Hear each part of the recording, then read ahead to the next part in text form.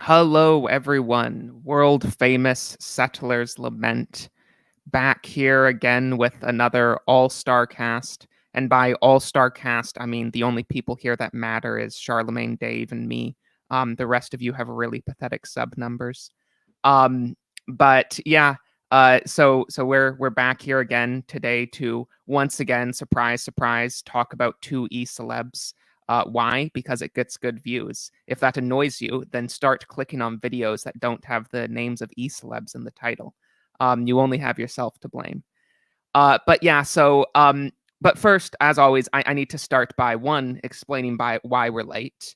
Uh, the person primarily at fault for that today is Politicrat. Now, why is it his fault? He's not even here. Well, that's the issue. He had said he was going to come. Not only had he said he was going to come, but he claimed he was a Bill Maher expert. He said that he had watched Bill Maher for years. I mean, that alone is reason enough to unsubscribe from him, I think. But beyond that, he claimed to be a Bill Maher expert, and then he had to cancel just like 2 hours before the stream was going to start. And that's why I had to rapidly find someone to replace him to make sure I could have a 6-person cast today. I actually have a 7-person cast today, but that will be explained momentarily. But yeah, so please go to Politicrat's channel, comment on his most recent video, mean comments only, please, and unsubscribe. But yes, now you might be wondering how does leaving how does turning down the show 2 hours before it starts result in the show being late? That's a good question. Moving on. But there's one other issue before we get started, and that is that apparently, as always, as I always say, all of my viewers are just complete morons. That's why I had a poll today to determine that, and the poll seems to say that indeed everyone that watches my channel are morons. Because I have just been bombarded ever since I put up the preview for this stream with comments from people acting as though the question in the title of this stream is sincere. As though there's like a 50-50 chance on whether or not I'm going to come down on saying Bill Maher is based. I don't know. Okay. I know what you could probably say here in defense of my viewers. You could claim that I am probably that they're probably just joking and I'm probably just missing their joke. And initially, I assumed when people were like, "No, Bill Maher isn't based," lol. I initially assumed that they understood that I was joking and they were just themselves making a joke. But I have seen enough of those people making those types of comments, that I am quite certain that that some of these people are sincere in thinking that I think that there's some chance that Bill Maher might be based, that might be the decision we come to here today. And yet again, that's just more evidence for how stupid my audience is. But I mean, that's basically it. Pseudo. I guess it's your time for your thing. What do you have to tell us today? All right, sounds good, guys. In Settlers Discord server, links in the description. And while you're at it, just subscribe to the Subscribe Star. You get a nice little colored username on the Discord server. You also get the ability to bully the regular membership. Maybe that could increase the IQ points in the server. But we basically got a couple of book clubs. We got 5 different book clubs on the server, multiple different times. We'll go down the list. So first off, the next book club, and by the way, these are all one-shots. So this isn't multiple time commitment. This is only one, it's an excerpt from a couple of chapters of books that we're going to read. And so the first one, the closest one, is going to be next Friday. That's April the 1st, April Fool's, at 9:30 p.m. Eastern Daylight Savings Time. So for quick conversion reference right now is 7 p.m. EDT. So we're going to be read Pope Pius XI's December 23rd, 1922 encyclical, Ubi Arcano de Concilio. And that was written a couple years after the end of World War I. It deals with the effects of the war, a lot of dead, single-parent households, because there's a lot of dead fathers who fought in the war, the death of the clergy, a couple other things. There's the increase of purely political power struggles rather than like doing things, gaining power for the sake of morality, and other things such as like the increase of immodesty among women. And once again, this is 1922. So the other one is going to be the day after, Saturday at 6 p.m. That's going to be Saturday, April 2nd. We're going to be reading Hope and Tragedy 101 by Joseph Plummer. This is basically a summary book of a much larger tome called Hope and Tragedy by Carol Quigley. And this basically goes into the history of secret societies in the British Empire. And we're going to be focusing on 2 different chapters. Hopefully, Mr. Patriarch could appreciate this. We're going to be talking about the causes of the Boer War and what led up to that, such as the subversion of British academia. A very famous guy called Cecil Rhodes. You might know him because of some Australian adventures he had, but he's a pretty nasty guy if you look into it. And also the election of Woodrow Wilson. The other group is going to be that same day. It's going to be Saturday at 9:30 p.m. EDT. Once again, April 2nd. We're going to be reading Right and Reason. Subtitle being Ethics in Theory and Practice Based on the Teachings of Aristotle and St. Thomas Aquinas. And this is written by, I didn't write the name. Oh, no. So unfortunate. This is written by Father Augustine Fagethy, S.J. And so basically, this is going to be dealing teleological arguments for a whole bunch of different topics. But what we're going to be covering is specifically suicide, murder, euthanasia, abortion, self-defense, personal safety, mutilation, sterilization. If any of these topics seem interesting to you, if you want to get a grasp of the logical argumentation and justification for why these things are bad or why these things are good, such as self-defense, then definitely just show up for this one. The other one's going to be the day after, Sunday, 6 p.m., April 3rd. We're going to be reading The 3 Ages of the Interior Life by Reverend Reginald Garago Legrand. And so subtitle, basically it's a very large book, but it's a very introductory book of scholastic metaphysics, specifically around the topics of what they call Christian perfection and contemplation. And so they're going to be analyzing the core doctrines related to Christian perfection and contemplation of St. Thomas Aquinas, John of the Cross, and Saint Francis de Sales. I'm not really sure if that's how you pronounce his name. And then the final book, it's going to be the week after. So you're going to have like 11 days for it, and we're going to be reading a much larger selection. That's going to be Thursday, April 7th at... It's going to be Thursday, April 7th at 6 p.m. EDT. And we're going to read Whose Justice, Which Rationality by Alistair McIntyre. And basically this book is about how to justify moral claims and the different arguments involved. We're going to be covering the chapters related to the Homeric justification of moral claims, the post-Homeric, pre-Socratic justification, the Socratic justification, or mainly the problems that Socrates arises in the Platonic dialogues, and then basically Plato's more direct theory. And if you're not familiar with Alistair McIntyre, basically it's just going to be a whole bunch of explanations of the theories, critiques of the theories, and then a couple of implications, how it works in society, not just individual ethics. And so those are going to be the 5 groups. Once again, just to repeat, April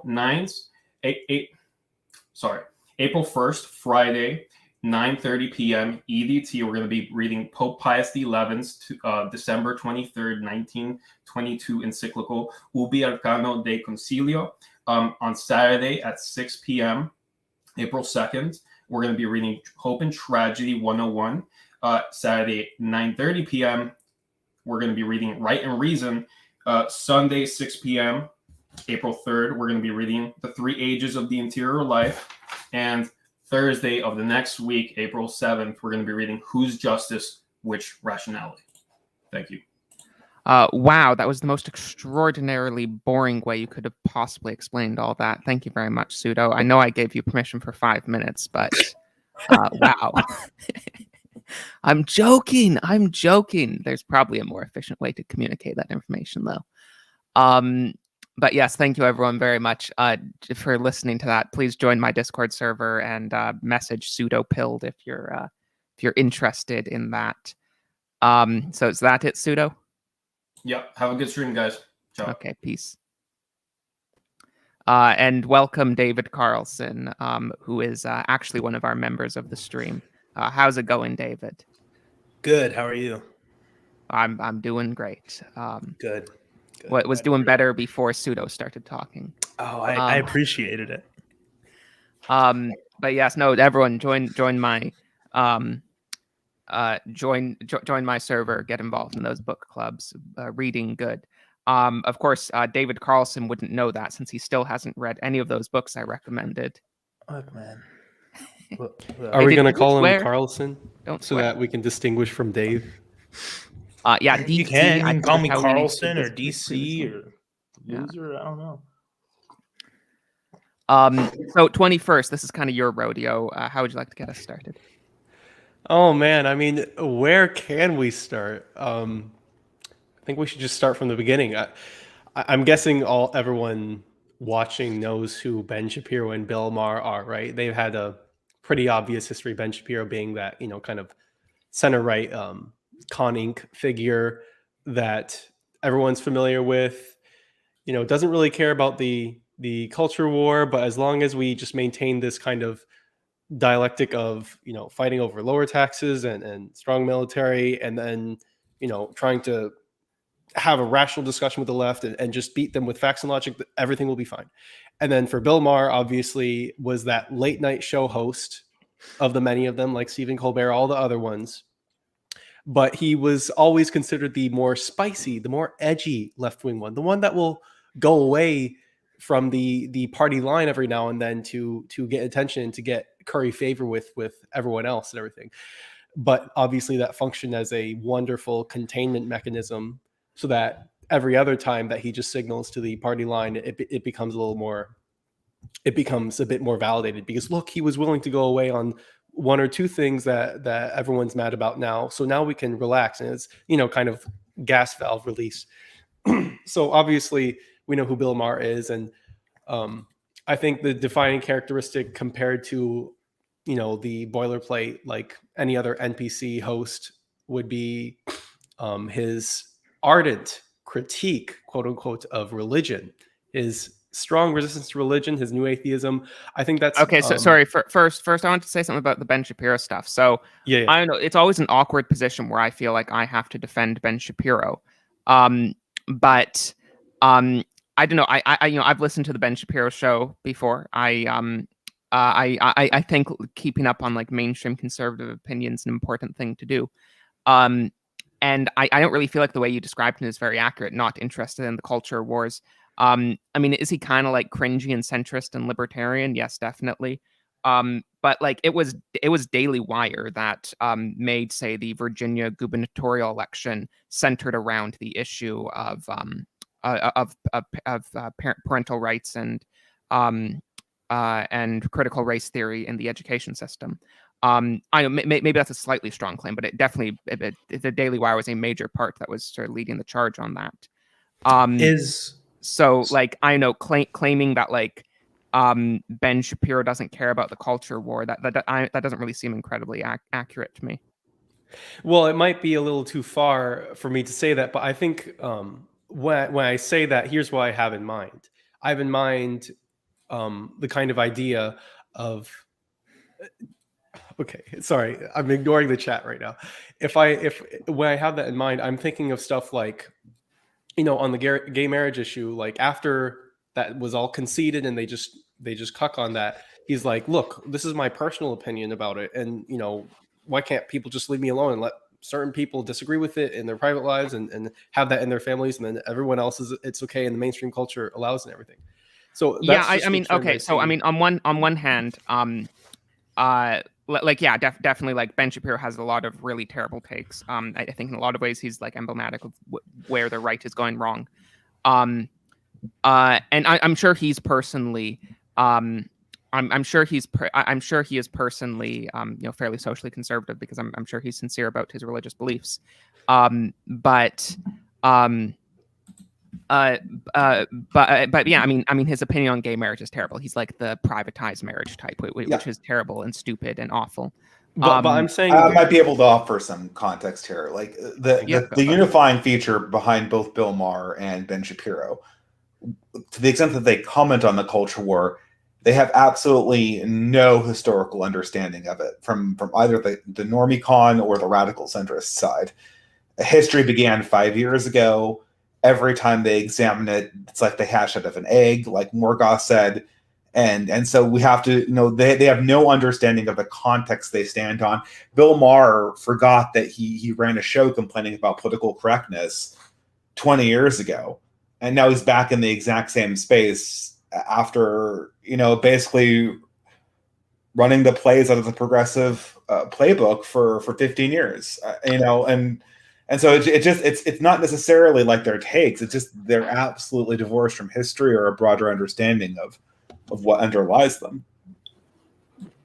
I think agree with that completely. It's reiterated. I just got done watching it because I'm the backup character, right? So I had to watch it last minute here in times 2 speed. One of the things Bill Maher said was that, like, I don't think there's ever been a time in this country's history where we've been this hostile towards each other. This is an aberration from the historical norms, or rather, the amount of peace that we felt in between the two ideological sides is an aberration from historical norms. Like, typically, the factions in any political system are very hateful towards one another. And then, obviously, after World War II, after the Civil War even, that changed a lot, and we're seeing things go back to how they used to be. I think I can't remember who it was. Mark Stein wrote about this in 2004, and other social scientists since then. So, yeah, no historical basis for anything they're saying at all. And just to kind of push back on Settler, what you said about Ben Shapiro, like, Ben Shapiro has a show on Daily Wire, but he is not the editor anymore. He doesn't deal with the publication. The gubernatorial election in Virginia was mainly done by Matt Walsh, who's a socially conservative Catholic. So I don't think that he really is, like, we can even give him any credit for that. I haven't heard anything strong rhetorically from him on this topic. One correction. I definitely I'd like to make about, like, you. Go ahead. Yeah, go ahead, Patriot. Okay, I was just going to say I guess there's a bit of a delay, but I was just going to say one correction I'd like to make for you, David Carlson, for the sake of our Southern friend Charlemagne here. I would encourage you to refrain from calling it the Civil War and call it the War of Northern Aggression. It's funny because that did actually irritate me. Well, I have a North Carolina flag hanging up right here. I'm from the South, but I guess I've just been indoctrinated. You should know how about the neutral term war Yankee between the states? That's what we used to call it, right? Yes. War between the states. That's nice and neutral.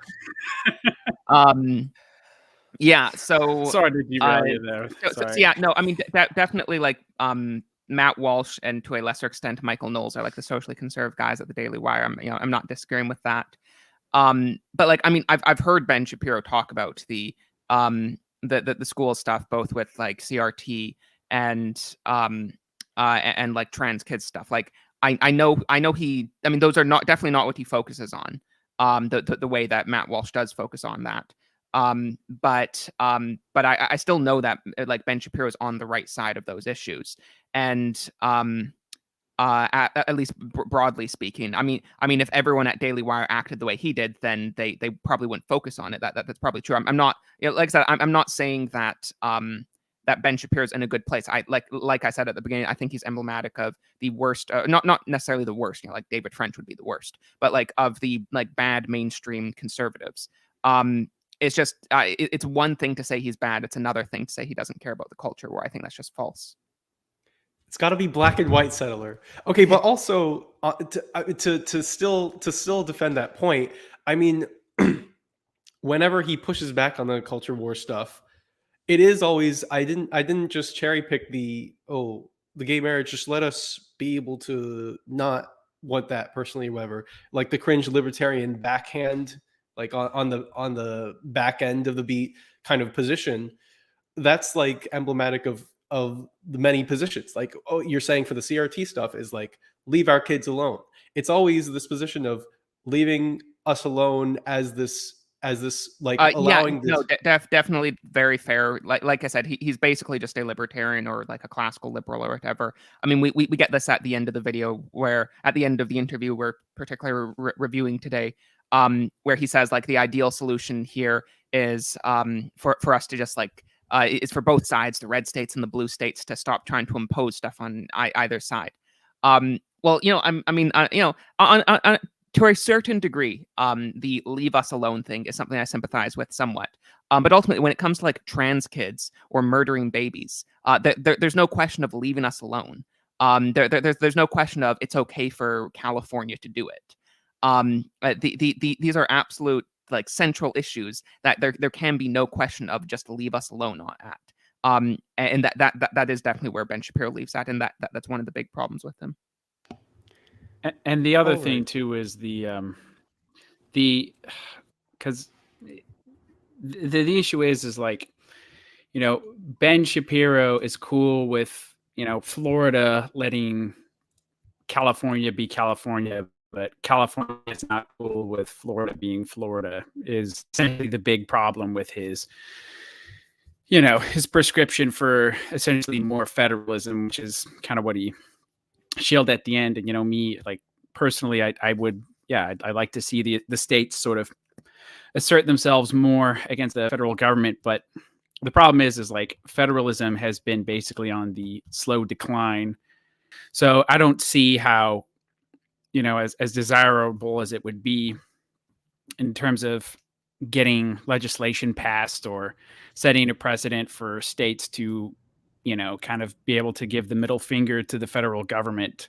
The federal government's only willing to tolerate that insofar as they're not really concerned about, you know, specific issues on a case-by-case basis, like with, you know, weed is the classic example. But if there's any real challenge to the sovereignty of Washington, D.C., I don't see how the feds wouldn't crack down on that. But, you know, if things get spicy enough and there is sort of some sort of conflict within the United States, maybe not like a full-on war, but like real social tensions, you could see something come out from the back end of that. But in the way that Ben Shapiro is talking about it, how, you know, we just need to come together in the middle and like get a national consensus that, you know, California can be California and Wyoming can be Wyoming. I just don't see how that's going to happen. Yeah, appealing to federalism is like one of the dumbest things you can do right now. I mean, this is the other. I mean, there's just the story of this interview is a story of a number of just ontological absences that I don't think any reasonably aware person has the right to be sort of so innocent of these concepts. There's no understanding of how power works, how it's wielded through institutions. I thought that there was a growing awareness of this even on the right wing because of reading some authors from the Federalist. You get the idea that there's a growing consciousness of this, maybe just beginning. But then you watch an interview like this and the understanding that power is wielded through institutions like schools and universities and media and the State Department and the unelected bureaucracy. That's completely absent. Everything is just little governments, voters moving around, wielding political power by electing presidents and governors. There's no understanding that at the end of the day, someone's going to have to be training the teachers and the administrators and the rulers and the governors and all of the professional class. And that is the person that's going to essentially win the culture war. And, you know, now we're just back to 1995 and, you know, who rules the country is the president of the United States. It's kind of ridiculous. Yep. They spent the entire interview quibbling about stuff within the Kabuki theater. It was entertaining for me, but I'm sure painful for the rest of you guys. Oh, it was awful when they started arguing about like Bill Maher's criticisms of Trump and not criticizing Biden, and Shapiro's like, well, your logical argument doesn't make any sense because you have to apply this principle. It's like, dude, shut up. Like, this is so pointless to argue about whether or not Bill Maher is applying his principles consistently between Biden and Trump. I mean, they spent like 5 minutes talking about that. What a waste of air. Yeah. No, and obviously about issues that pale in comparison to the actual issues in America, like, you know, just electoral distractions. Sorry, Sailor? Yeah, it wasn't really even that interesting. I mean, it was a lot of, oh, we agree about these things. How nice is that? Like, why can't we just go back to agreeing about everything? One of the top comments that I saw with like 200 likes or whatever said that it might seem embarrassing, but I legitimately got goosebumps when these two people agreed with each other. And it just doesn't make sense to me. And back to what Dave was saying about like in the Federalist, people are becoming more aware of the importance of like actually political power in the political process. I think that we're seeing this, but I'd say that Ben Shapiro has probably been the most hesitant right-wing commentator to kind of grab onto this change. And we've seen people like embrace Schmidt and more Schmittian thoughts and things like this with like Pedro Gonzalez, who's the co-editor at the Chronicles now. Even like Steven Crowder is getting better on some of these issues. I mean, that's basically what this whole talk was about, is trying to bury the idea that we have political enemies in the United States. It's a rejection. This whole conversation was like an implicit rejection of the Schmittian principle. And within these sort of sensible liberals and Con Inc. types, there's all this talk about nuance. We need nuance, and the nuance they want is basically a dialectic where it's a disagreement between like the Tom Woods, like he's got like this one he's got like this one line. He calls it a 3x5 card of allowable opinion. So what they want is the 3x5 card of allowable opinion to be a dialectic between Ben Shapiro and Bill Maher. And there's absolutely no room for any sort of fundamental disagreement if that's sort of what you constrain yourself to. Certainly not from, sort of more traditionalists or the farther right at all. I think Tom Wood should update that intro, honestly, because now it's more like, a dictionary of mandated opinion. You're not even limited to, this little space. You must believe this massive tome of leftist opinion and agree with everything the regime says. Yeah, no, that's absolutely true. And I just, I made a tweet last night where I said something like, if the marketplace of ideas exists, it does so in a command economy. And that's basically sort of what we're seeing on display with, Ben Shapiro and, Bill Maher. Like you can have, and Bill Maher is sort of, we're in this weird situation now where like Ben Shapiro is the furthest right that is tolerated in the United States. Bill Maher is the center, and like AOC and Ilhan Omar are over on the left. And you can have a conversation between these guys, but clearly these opinions are curated and tolerated from the top down. There's no real sense in which this is a real exchange of ideas, which, helps to come to some sort of agreement about the good of the United States as pertains to what the vast majority of Americans actually think or want. Probably one of the most frustrating things that we haven't touched on yet is how Bill Maher refuses to take any responsibility whatsoever for where we are today, despite his very significant role in getting us here. Oh, that's perfect. That's perfect. I just wanted to, we're bouncing around on all these different topics, but you nailed right the intro that Shapiro put for this interview. I wanted to just show the very beginning with that intro thing that they do. And it's just on that point, Charlemagne. So let me see if I can share. Was that when he was selling life insurance or something? The intro? Doesn't have it queued up. No, I love when he first is talking about. I love when Bill Maher was kind of almost aghast at how much of a sellout Shapiro was during those ad reads. Hey, I want that was the one funny thing. As many ads as Shapiro has, I would read that many ads. I would read double that many ads. Yeah, but you'd be like forthcoming about it, right? right. No, I thought that was the one funny thing about this whole video was, just Bill Maher, just like aghast at Shapiro's constant plugs. Sorry, I wasn't trying to play. I was trying to change it to theater mode. Does it play the audio? No, you have to share screen, remember? You have to hit share screen, share audio when you do it. There's a drop-down menu. Oh my goodness. You have a terrible producer. I mean, he's my minion and he can't even get the stuff right. If anyone would like to replace 21st as my minion, hit me up. Okay, but the problem is when it says share system audio. Wait. Okay, yeah. The problem is that it's like you have to share the entire screen in order for it to allow share audio. So I'm gonna take that risk. 1 second. Yeah, that's okay. Okay, so let's just do this. Is it just full screen him? Yep. Yes. Yep. Okay, great. All people talk about is politics all the time. What is Facebook? It's arguing with some kid you went to high school with. You were in chem lab together. And now you have to talk about who's on the Supreme Court. And that's, I think, what is tearing America apart.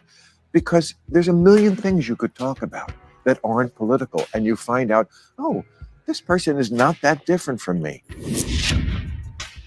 You know the crowd is not with you. I got that impression, yeah. And Oh man. Okay.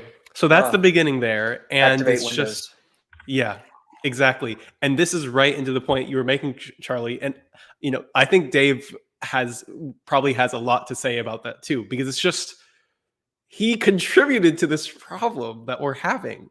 His entire career was tearing down the common social fabric.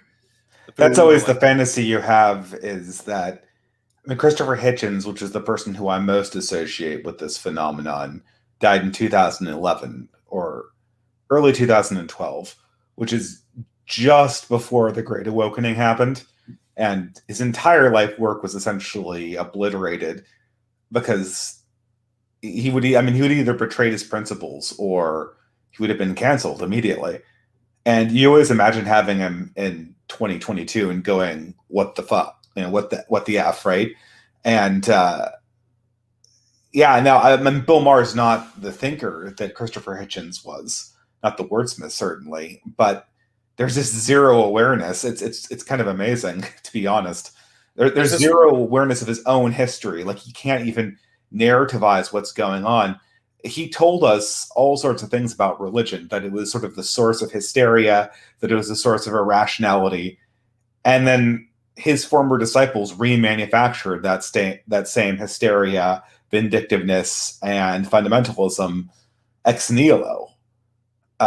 So then the entire thesis is bunk. In addition to his whole bringing the alarm bells about any kind of pushback against the democratic agenda, or the agenda of what reactionaries would call the cathedral.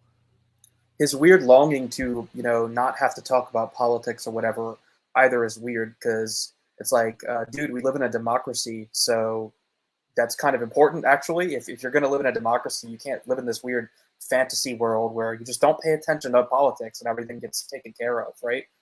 That's how we, got into this mess in large part.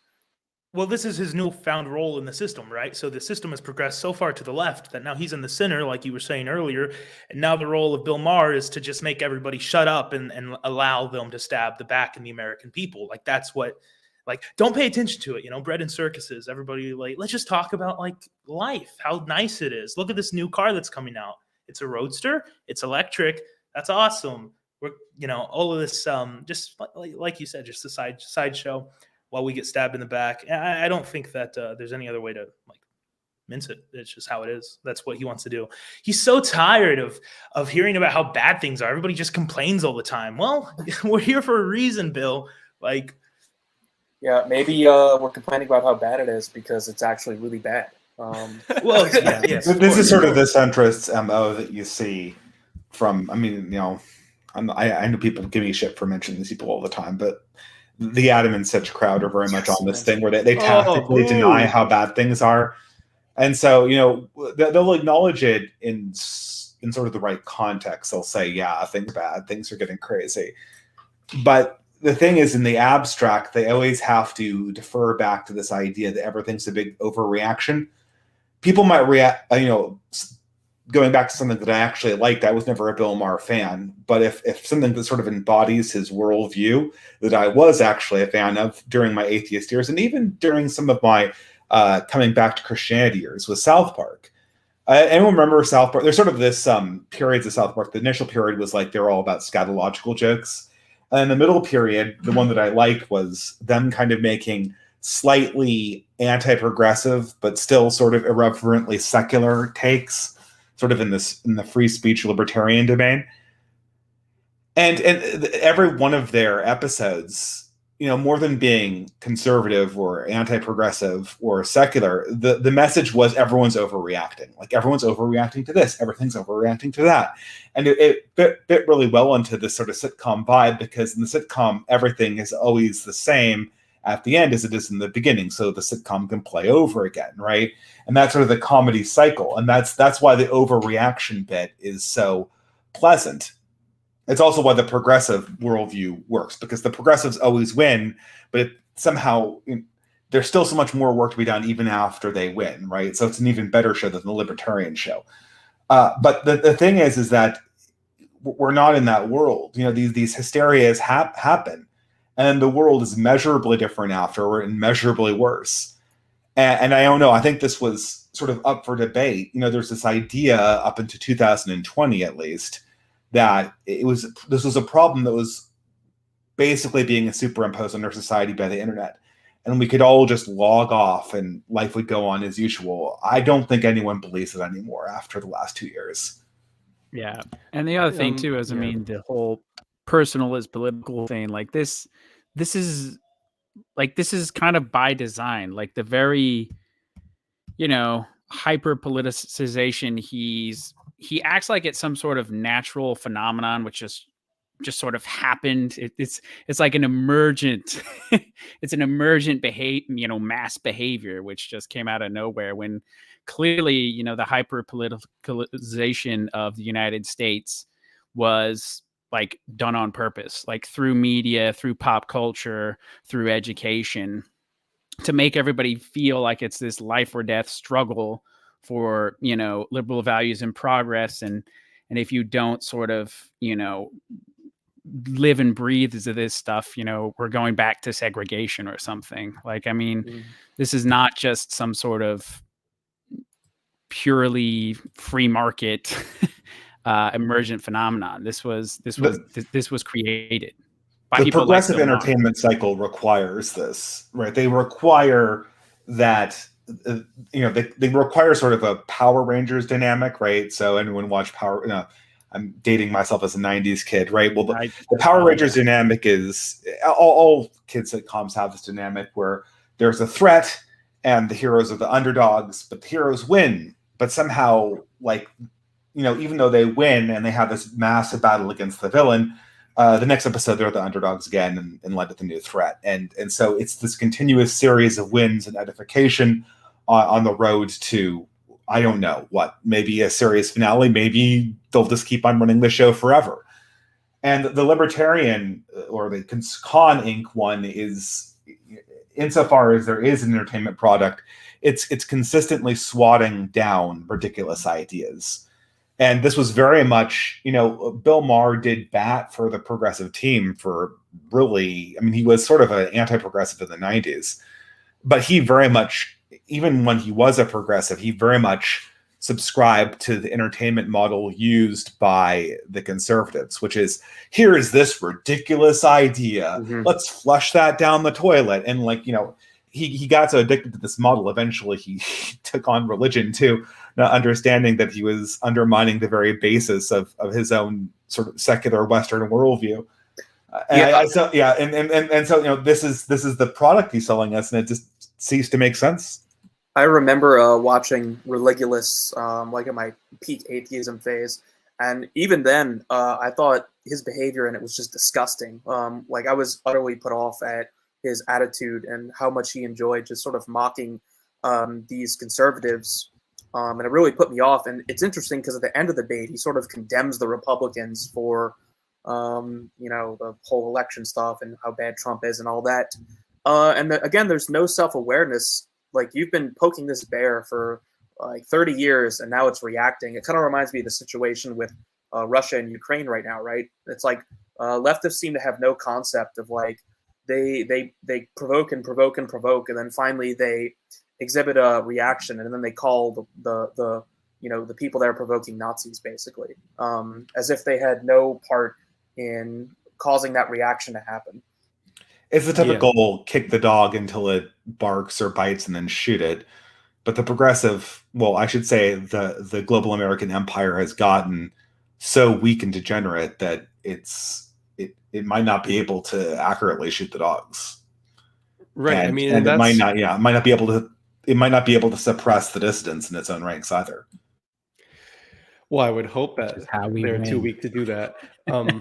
It's like that same strategy that you're talking about, where it's kick the dog until it barks and shoot it, is that is literally just what they do at the macro and micro scale. So obviously you're talking about the gay doing that for the World War II era and up to now and the Cold War, all that stuff.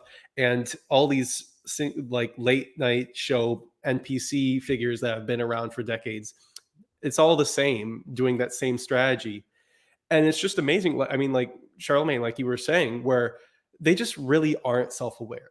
One thing that I got from the entire interview was that it didn't seem like Maher was being cynical about what he was saying, as in he didn't believe what he was saying.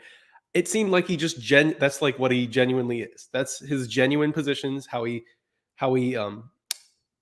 actually views the world, and those are his actual positions and points that he was making.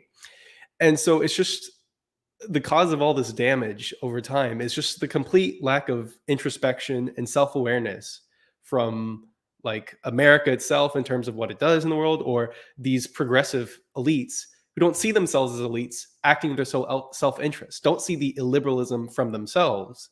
They just say, oh, everyone else is, caught up in this identity politics. But no, we are the Brahmins, the scions of truth, and, we're above that. And it's just so ridiculous. Yeah, his whole worldview is kind of this like hippie, why don't we all just come together? He kind of, said this at the end as well when he was talking about NATO, which was actually probably the most reasonable thing said in the entire discussion. But, his geopolitical worldview was even like this sort of dumb version of geopolitics where it's like, can't we just dissolve NATO and all just come together and be friends? It's like, you understand nothing about Europe in 1991. I mean, I kind of agree with the sentiment, but it's like at every level, be it, on geopolitics or individual relations, it's always just, let's just ignore the actual differences between ourselves and just have no conflict. Like, we're just going to have no conflict, and somehow that's our prior, and then somehow we're just going to all get along. But he has no solution, right? The whole thing is, I agree, he's sincerely frustrated, and he's like, we need to figure out how to come back together, and then he has no idea how to actually do that. Also, he, for some reason, thinks that the Democratic Party is the salvageable party at this point, which is utterly bizarre. But anyway, yeah. David, do you have something there? Go ahead. Which David? Yeah, no, I do. Just real quickly, I mean, this is another thing I noticed reading the comments, listening to the conversation. It is this whole like race to neutrality, and this shows up in his foreign policy as well. It's the arbiter. What is good for Bill Maher? What is good for Ben Shapiro? Well, they define what is good by our ability to agree on something. Like, because we agree on this thing, because everybody can agree or find a compromise. Like, this is the ultimate good. This is what we should strive towards. It's just another flaw of like liberal democracy as well, right?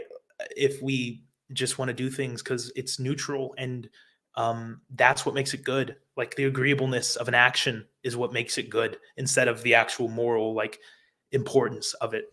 So this is just something that reminded me of that, you saying that about his foreign policy, like, oh, we should all just get along. And, no, actually, we probably shouldn't all get along, because what's happening right now is Bill Maher and his friends to the left of him are actively working to destroy us. So, no, I'm not going to fight for your right to say what you want to say, because what you want to say is, oh, we should destroy you guys. Like, no, my goal in politics is to marginalize these people to the point that they can no longer use their political power. Like, that should be the goal. And Ben Shapiro, back to what we were talking about in the beginning, just doesn't realize this. So does someone remember the point that there was some point that it's been a while since I've watched it, and it was certainly not a video that I felt had to be committed very strongly to memory. But wasn't there a part where Bill Maher says, like, this is not my responsibility to solve? Like, I'm in my 60s and 70s. I remember I think he was talking about that with like climate change. Said that around the end. Yeah, and I mean, I'm getting the sense that this is sort of the line that's we're going to increasingly hear from boomers, that they're just too old to solve these problems, and why can't we make it all make sense?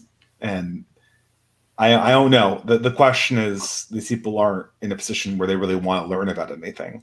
He doesn't even understand the youth of the Democratic Party, of the left, right? He was talking about how they're communists, and they're like, oh, I can't believe these. He's like, oh, I can't believe these people, they want to try communism again. It's like, the left, they're not communists. Like, these radical leftists, they're not communists in any sense. It's such a, frankly, childish view of what's happening. Like, this idea that they're going to resurrect Stalinism or something. That's not what's going on at all. I did not expect a rootless cosmopolitan like Bill Maher to have deep within him the boomer he had the boomercon deep within him to say, these communist youth. Oh, I was expecting that. He's the icon of the boomer truth regime, Bill Maher. He was just waiting to drop that one. This is the reason why progressives call these people communists, because they don't have any other way to really understand this. Mm-hmm. They understand that they're dealing with something that's radical, and that's very much not in keeping with what they've been in contact with, and they understand that it's radically anti-liberal, and they understand that it's coming from the left. And so their best explanation for this is it's communism. And to be honest, they have a right to do that, because the radical left does like borrowing from previous early 20th century communist parties, because it covers up their own cringe, the cringe reality of what they actually are, which is just a bunch of spoiled children who want to grab the bags. And I think the difference between them and the right is that they're perfectly willing to grab the bags from future generations, and the right is not. And I think that's really, at this stage, probably, the one distinguishing features that distinguishes the left from the right, emotionally speaking. I always find sort of the climate change issue to be kind of strange, because of the fact that boomers have been selling this to. They've been selling this to themselves as like, well, we need to do this for our children. We need to do this for our children. And then the millennials come around, and they don't see it. And they don't like leftist millennials and leftist Zoomers don't have children and don't want children. And even if they did have children, they certainly wouldn't feel like they're obliged to save the earth for them. And they want climate change because they see it as a salient way or an expedient way to promote their own political interests. That's a great segue to something I wanted to bring up too.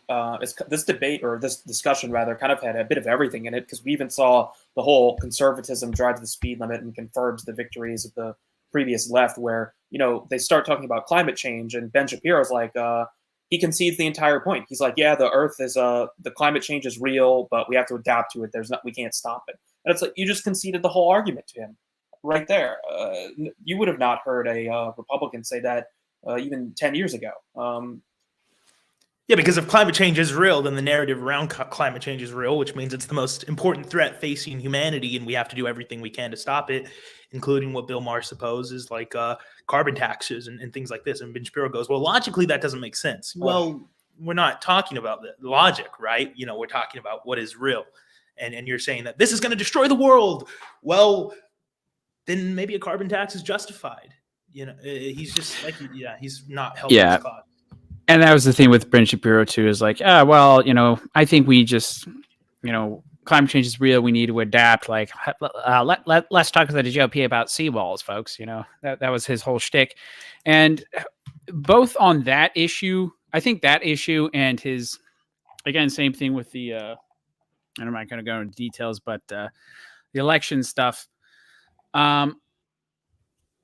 And his whole discussion about managing all the problems of the United States through the institutions that we still have and whatnot.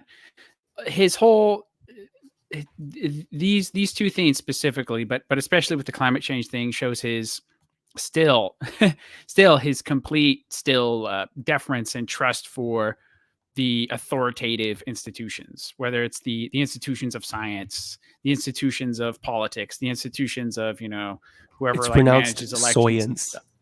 Yeah, it's science. Yeah. I mean, he's totally like, he doesn't question at all the validity or the honesty or integrity of these institutions. He operates assuming that they're all sort of good faith actors stacked with experts. Like he's gobbled up the managerialism like whole hog, and he's just now trying to like get his way without questioning the system that's developed since FDR. Essentially, it was really weird. The whole Steve McIntyre thing. You remember Steve? I remember this. I'm dating myself again. Steve McIntyre was this. I think he was a meteorologist who ran a blog called Climate Audit, which was sort of it wasn't anthropogenic global warming, but it was sort of an anti-alarmist, like this isn't such a big deal type thing. And he made a lot of good arguments, but the problem is that McIntyre, being a meteorologist, basically did everything in his power to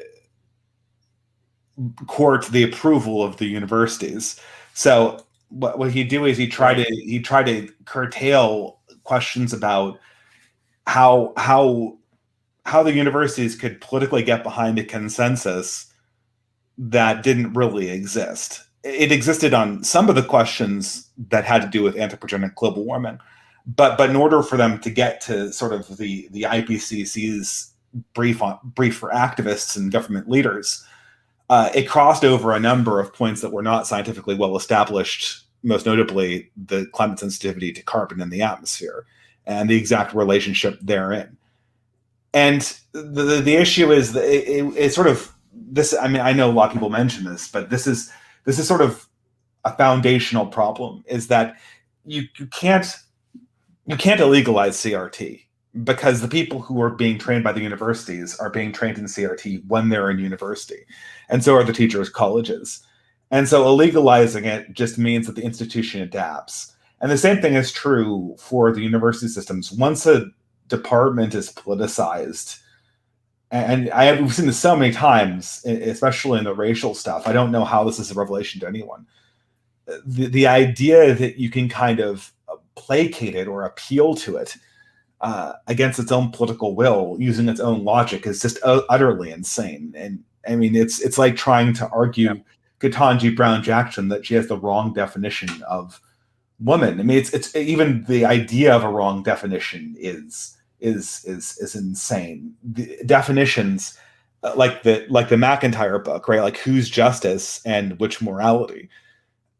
There aren't, by definition, self-referential, there are no absolutely correct definitions. They're a complete construction of language. But they have nonetheless consequences in how we approach moral questions.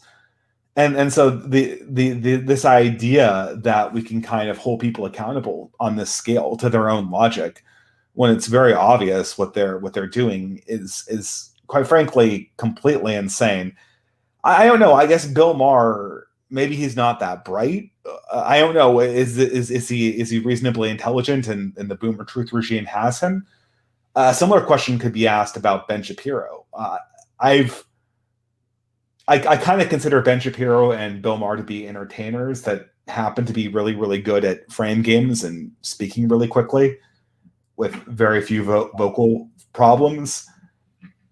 But there are a lot of people like this. I'm not actually kind of wondering how they got to this position, because I don't see how it could be logical or coherent at all if you have a memory longer than 5 years.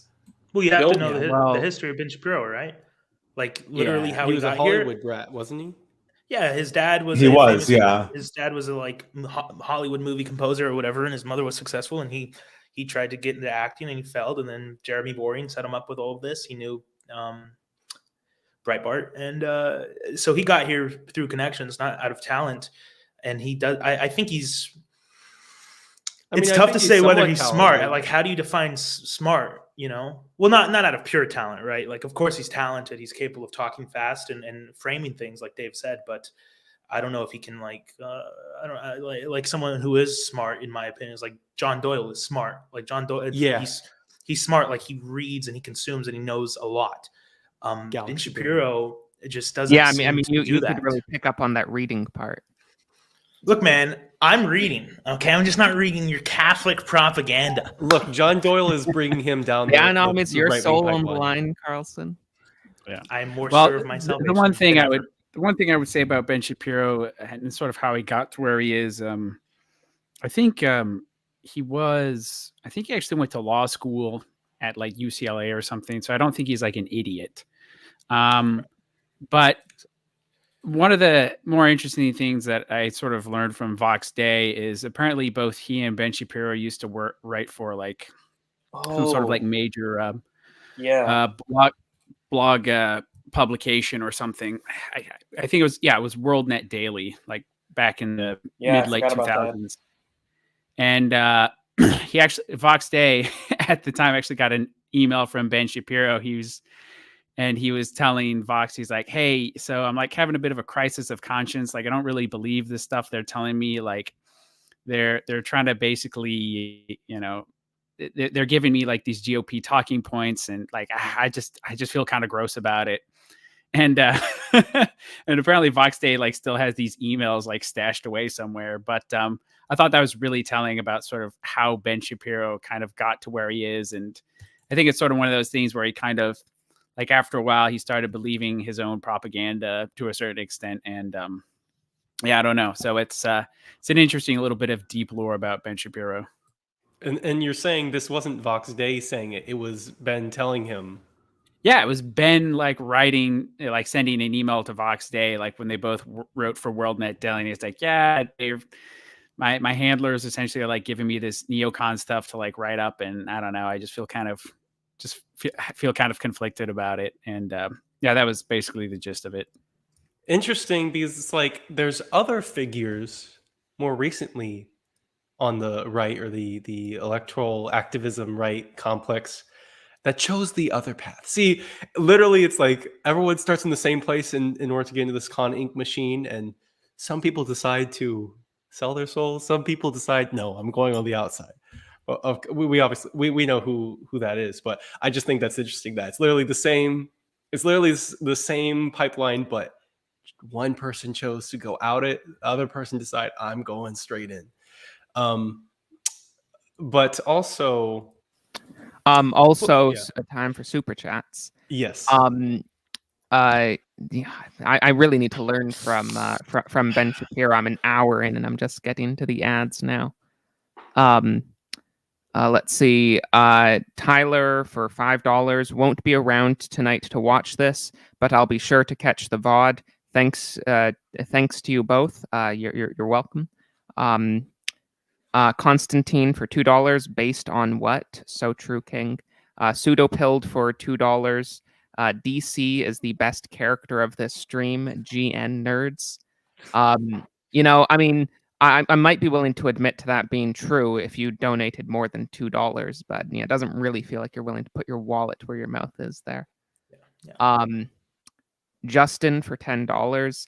The answer is obviously no. What again? What I said at the beginning.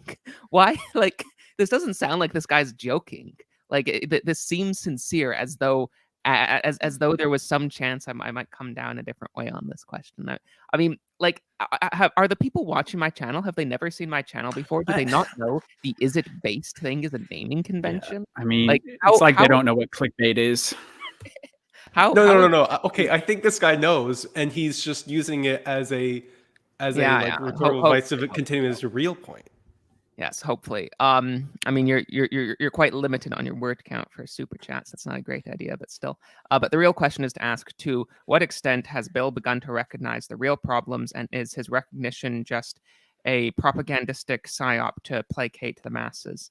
Yes, and he recognized it 0%. He literally talked about no real problems the entire time. It was terrible. Yeah. No, I mean, so on this latter end, on this end of the question, is his recognition just a propagandistic psyop to placate the masses? I mean, I don't want to accuse Bill Maher of bad will in the sense of that, like, he's literally thinking about this strategically. How can I like trick those stupid viewers of mine to like not go overboard by telling them political correctness has gone too far this time, guys? I think he's probably sincerely just like a mildly politically incorrect boomer who doesn't like these stupid college feminists with dyed hair, and just wants to get back to the good old days of blasphemy, adultery, and of blasphemy. I think he's basically sincere with his beliefs. I don't see any reason to assume otherwise. But there's different question from that, and from like, why are his views permitted and not some other set of views? I mean, part of that is just because he is an established figure, he has an established platform. But at the end of the day, like, if he was going too far off the reservation, he'd just get canceled. He's not big enough, too big to lose his show. So yeah, I mean, at the end of the day, the reason he's allowed to do the little bit of rebellion that he does is because it's not something that even remotely threatens the progressive system, never mind the system as a whole. Yeah, I think he's a very sincere ignoramus. Yeah. Anyone else have anything to add to that? Well, good. You got your $10 worth, Justin. FPS for $5. That's a very cute picture of a dog. The based scale on the left goes from cringe, aka Vosh, to based, aka I have no idea who that is. Infrared has I don't know who that is. He's he's like tanky. He's a streamer, right? I think he's like he's a far left streamer who thinks Russia are good guys. Okay. Maher isn't on the scale. I mean, I'm not even really sure what that means to say Maher isn't on the scale. He's not in the online social media complex. He's on cable. This is exactly right too. Maher's role, though, I mean, the study. I mean, it's not even proper to distinguish between. I mean, if there's one thing that this conversation demonstrated, it's that at the level that Ben Shapiro and Bill Maher are practicing politics, it's irrelevant to even care about left versus right because they're not properly left versus right. What they're suffering through is a generational issue, and they essentially run a support group to facilitate reacting to the world as basically they've created it.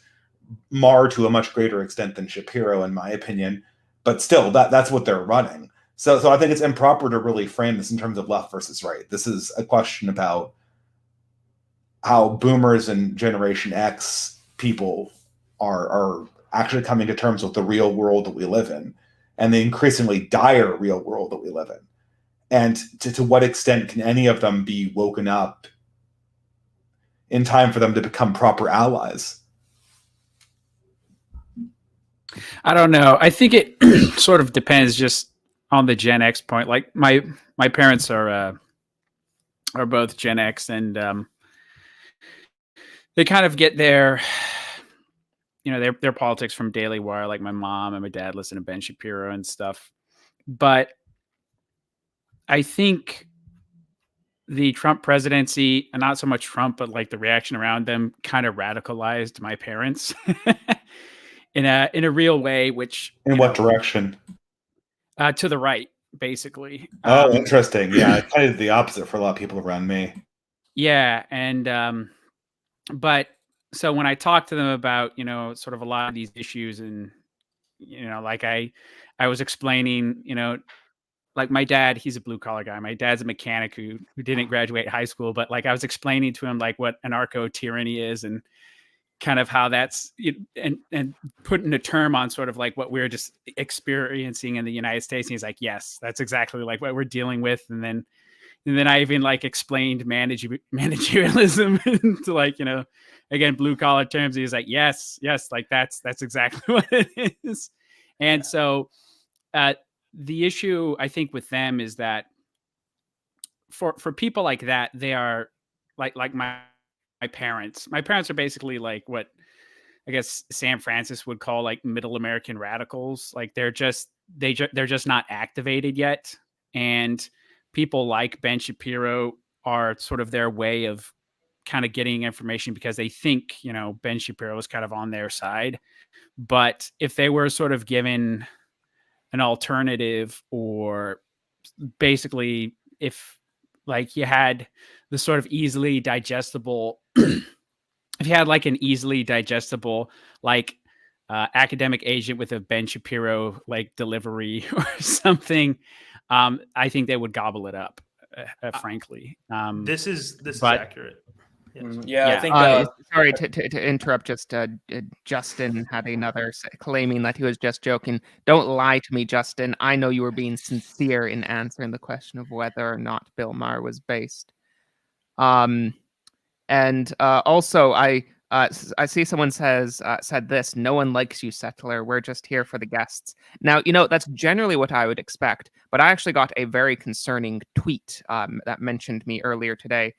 From Charles Redding, who said that I was his favorite YouTuber and I am the only political YouTuber who he watches frequently.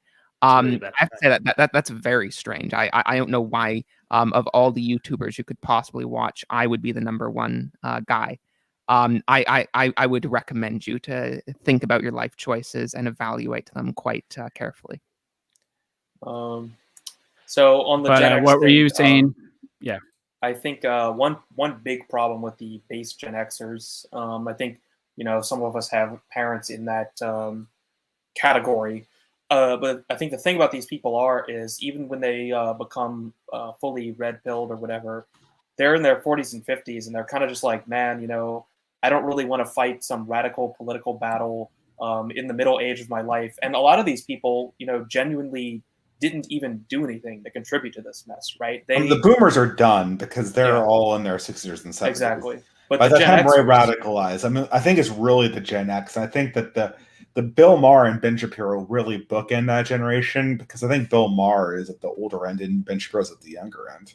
Mm-hmm. Yeah, I think that's right. And I think the problem is, like I said, they're very loath to sort of start spending a lot of their time that they're supposed to be, enjoying the fruits of their life in fighting some radical political battle. So I think that's really the hump that has to be gotten over. I think I think that what we need more than anything from the boomers is not their political activism, but it's their resources. They're wealthy. Give us the money. Like, well, that's. I mean, we also need them to not. We also need them to. We also need them to not contribute to canceling us. Here's another character that I very much associate with Bill Maher and Christopher Hitchens. I listened to an interview with Mark Ruffo and Andrew Sullivan, who, oh my God, to think that I was once a fan of Andrew Sullivan is kind of amazingly cringe at this time. I kind of am a little bit disgusted by the way he thinks about things, I should say. But what's so interesting is that he's taken, like everyone else in his generation, an anti-woke bent at this stage. And he gets on Christopher Ruffo, and he keeps on trying to sell Christopher Ruffo, well, you shouldn't try to ban CRT because that's mean. You should just hope that everyone comes around to see things your way and make the case to teachers that they're teaching students the wrong thing. And Christopher Ruffo keeps on explaining to him, like, if this were conservative Christians promoting evangelical Christianity, or and I think Christopher Ruffo said anti-gay stuff, which is maybe I'm misremembering that, but something that obviously Andrew Sullivan, being gay, would care about. If it were evangelical Christians pushing their ideology, you would not be telling me to resolve this in the free marketplace of ideas. This is completely special pleading. But yet every time it came around, Andrew Sullivan emotionally refused to apply the same standards to the right as to the left. Bill Maher also had a problem like this, where he wouldn't apply the same standards. Like, he complains about the radicals in the Democratic Party, but like the party can still be saved. But then at the end, he starts talking about how the insurrection happened. He basically condemns all Trump voters, all Republicans, on this tiny minority of people who were in Washington, D.C. that day. So he's not even capable of taking the other side seriously, really. And I think that's really a core of the problem, is he's still, as much as he doesn't like what the left has become, he's still fundamentally incapable of actually taking any genuine opposition to it seriously, and just caricatures it. Look, you don't even have to. No, I mean, a great example of this with CRT versus like evangelical stuff in schools is, I remember like a long time ago, like a decade ago, probably, maybe half a decade, I don't know, seeing some list from some progressive group that listed all the schools in America that teach creationism. And if you actually looked at the map, it was a map. If you actually looked at the map, you'd notice that like a strong majority of them were private schools that were just eligible for school vouchers. But they considered even something like that, the possibility that a private evangelical school might get a little bit of money from school vouchers in areas that have those programs, that to consider that as though it's the same thing as like a public school teaching creationism. They just have absolutely stuff like that. Anything that goes against their ideology, they need to destroy utterly.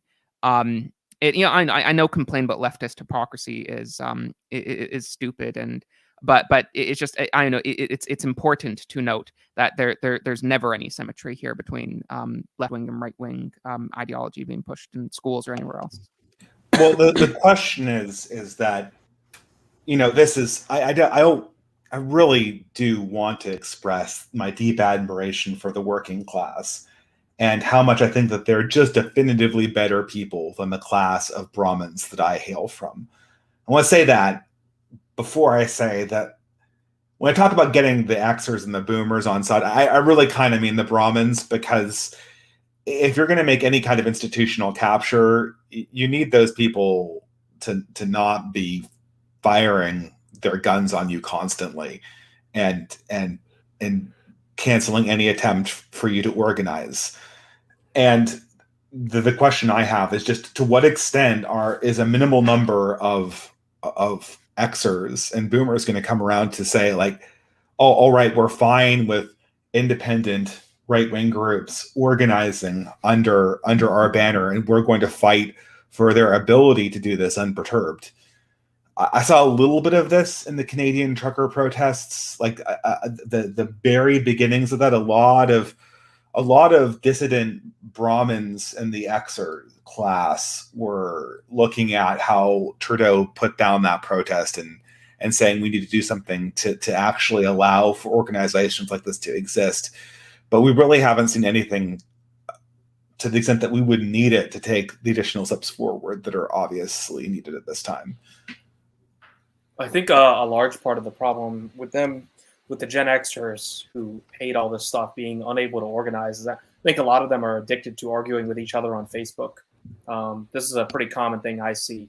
That's actually happened to the generations older than millennials who aren't psychologically equipped to deal with this sort of technology. Like, they literally can't get off it. I see this all the time in the local, like, Gen X age group who are right-wing. Wait, can you elaborate on this? This is fascinating. What do you mean exactly? Well, like, for example, like, my parents are pretty involved with, like, a local, like, classic car club, right? And there's a lot of boomers in there, but there's also some Gen Xers, and they cannot stop posting on Facebook. They will not stop. It's like it's insane how addicted to Facebook these people are. And I tell my mother, like, you got to stop. But they can't stop doing it. And I think, she shows me posts too that other people are posting and these arguments people are having. And it's like, these people are just addicted to social media. They're addicted to fighting, like, fake battles on Facebook with other Gen Xers and boomers. And they can't, I don't think they can unplug themselves from that. So I think there's actually a sort of, like, digital trap made for these people. I've like, you wouldn't believe how much this is going on. I don't know if you associate with a lot of boomers and Gen Xers, but I actually do. Yeah. I do, but a lot of the blue staters left Facebook. Even the boomers and Xers did. I mean, they use it for organization, but yeah, I mean, they do politics to do it on Twitter. The right wing boomers and Gen Xers love arguing on Facebook. Like, they can't get enough of it, basically. Wait, are you on Facebook, Dave? Not with my real name. I have a ghost account, very similar to how I have Twitter. I had Facebook, and well, to put it bluntly, I started losing a lot of friends but I wasn't even posting political opinions. I would just see them and I would push back with sort of Ben Shapiro talking points, obviously not as cringe, but sort of like the opposite side, like heavy, like very. And then people were just canceling. This was in 2017. I'm like, this is ridiculous. I signed up to this website to get friends, and I've lost more friends using it than I ever gained. And then I just destroyed my account, which is probably not great, because I did a lot of organization through it for charity work, and it's all gone. It's a tragedy, all the good things you could do with it. But that's what happens. I mean, fundamentally, that's what happens. But I was asking because I think I don't think that's true. I don't think that the boomers and Xers are off Facebook, even the liberal ones, especially. I mean, I still think they're there, to a large scale. Like, especially in the political world, like, this is where you can talk to social media communication directors and for politics, and they'll tell you, yeah, 75% of all of our online stuff needs to be on Facebook, or else we're not reaching our demographics. Like, we're not gonna, like, these older people that go out and vote, like, they're on Facebook. The They're not older off people Facebook. who have the money. That's why Facebook's still viable. It's not because of the younger people who use like TikTok and whatever. That's why advertisers still sink so much money into Facebook, is exactly what Charlemagne was saying. That's where the boomers and the Gen Xers are, and they got deeper pockets. So Yeah, because the millennials are poor. I think another example too is actually Gab. Like, remember when, you know, Academic Agent went on Gab, and he's like, "Wow, it's just all MAGA boomers, like thousands and thousands and thousands of them. Like, even the ones who find alt tech, just do the same thing on the alt tech platforms, right?" So, I mean, what would we say to those people? This is sort of fascinating for me because I don't think of this demographic very much. But like, what would our communication be to those people? It would have to be simple. I mean, like, it wouldn't be a 3-hour long live stream conversation. That's for sure. yeah, I think it's get them into our sphere, because they're not going to get off the tech, but you can actually get them into the dissident right sphere if you sort of have an in. Like, basically all the local like boomers and Gen Xers like watched my videos and stuff, which is pretty hilarious. And like, Aaron McIntyre is the person I'm thinking of.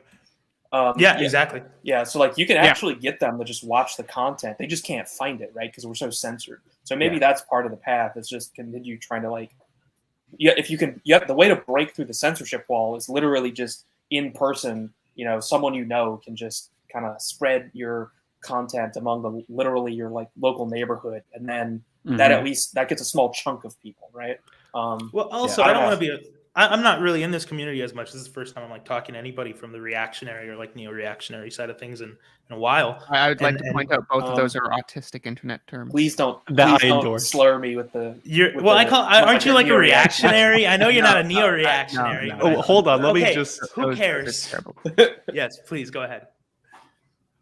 Well, no, go ahead. Oh, okay. Oh, yeah. You can make your point. Yes. Well, I mean, you guys aren't very marketable as is, right? Like, you're kind of esoteric, Settlers Lament, Someone is trying to sell me Charlemagne. I'm not trying to tell you guys a change, but I am saying that, like, the censorship definitely hurts. I'd say that's the major contributing factor, but also like your content's kind of tough to get into. There's a steep learning curve with the 3-hour live streams, and so we need to find a way to make some things more presentable, I think, and that might require watering down stuff, which is basically a trade you'll have to talk about or think about. I basically agree that what we need is like a based Rush Limbaugh, you know. I agree. Streams are bad content for reaching these people. If you make really tight, condensed videos that explain things well, which is kind of what I did like in 2019, like, people can actually engage with that content, even if they don't quite grasp all of it. Yeah.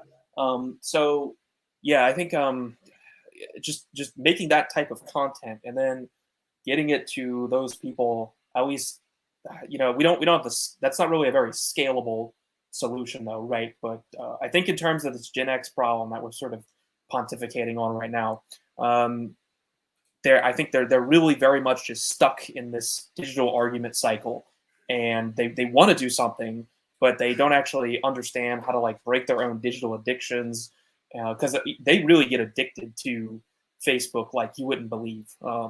It's actually crazy.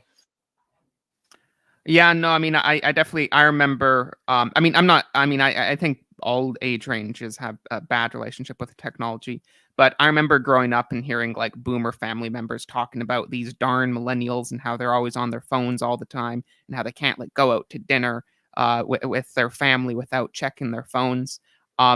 And almost exclusively, I find the people that actually have their heads buried in their phones, like at restaurants or stuff like that, is almost exclusively boomers or Gen Xers. That's my favorite. Go ahead. Because I think probably they know how to deal with it less well than younger generations. Exactly. They they don't.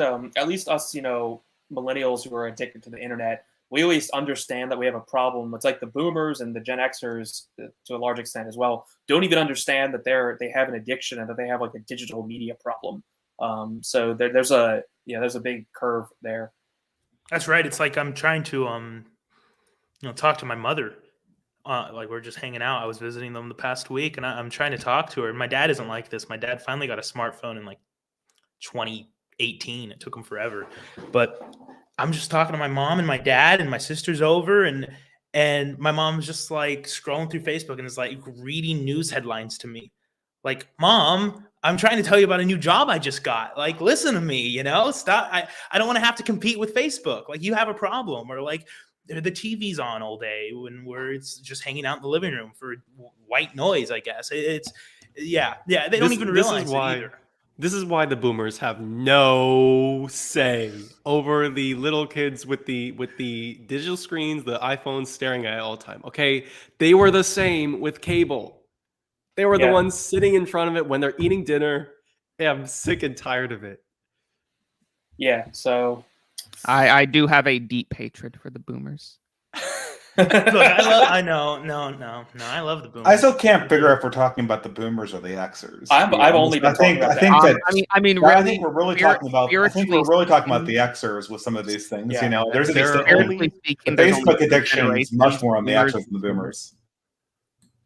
Yes, I've only been talking about Xers. I think we talk about boomers too much. Boomers are basically irrelevant. The only sense in which they're relevant is they have huge bank accounts, and we would like that money to not be used against us. But actually engaging with the boomers at this point this meme is sort of just over, right? It's Gen X now that we need to look at. The boomers were the last war. We lost it. Gen Xers are the current war, where these people in their 50s can still do something. And it's the generation that Bill Maher and Ben Shapiro perfectly bookend. Mm-hmm. I almost think that they're worse, to be honest. I don't want to be depressing, but they're almost worse. Yeah, I think that's going to characterize every generation going forward. Is every generation is just going to be worse, so we have to deal with that as well. And I think it also depends on sort of what Gen Xers and where you're sort of talking about them, right? So I mean, like, Charlemagne's from the South. I'm from, Alaska. These are very different environments than like LA,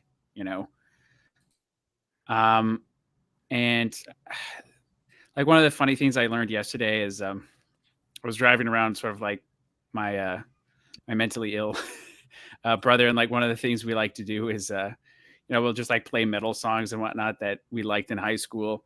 And then I figured out, like, I was like, I wonder what this band's doing. And I come back home, and the guitarist for the band's on hiatus because the guitarist was this Gen Xer dude who was like at the January 6th rally, and he's been like in custody by the FBI, and he like wrote this manifesto. Oh wait, is that the guitarist for Ice Turf? Yeah, it is. Yeah, oh man. Dude, it was so funny when I find out that. Yeah. No, it was really funny. And I was just like hearing sort of what he was writing. And he's from Indiana. Again, one of these sort of flyover country areas. And I was just sort of listening to sort of, he's like calling out globalists and like how we have an occupied government and all this stuff. And I'm like, this guy sounds exactly like probably, 90% of the Gen Xers that I know. Like in my personal life, like my dad, my mom, and like my dad's coworkers and like people at church and whatnot. Like he's kind of on their same sort of wavelength. So, I don't know. Go ahead. I'm gonna just completely derail the conversation here and say something else. I think we might have this all wrong. Like what are the metal guitarists from Indiana going to do for us? Like, we want elite capture, right? Well, that's I will say that before you guys go off on this, I find it delightful that the red state blue state divide could also be a divide between whether your rock bands are influenced by Neil Young or Leonard Skinner.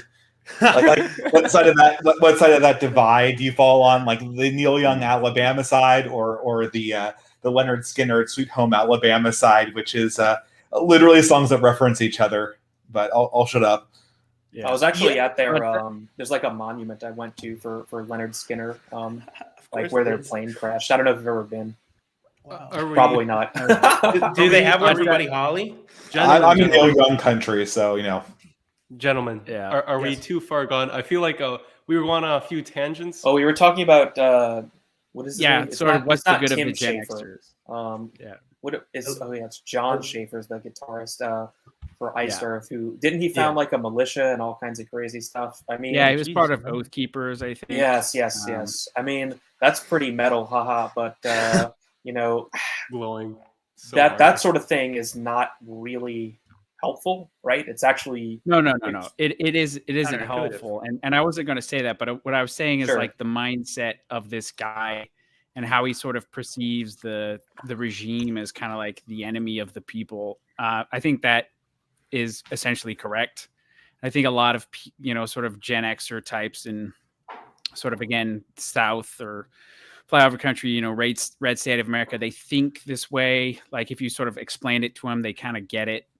And they feel that something's wrong, and sort of they've kind of come to a lot of these opinions on their own. But again, the problem is sort of them getting access to the the sort of stuff that we get, because again, like David said, it is esoteric, and it's sort of a lot of it's pretty long format, and it's also just kind of shadow banned.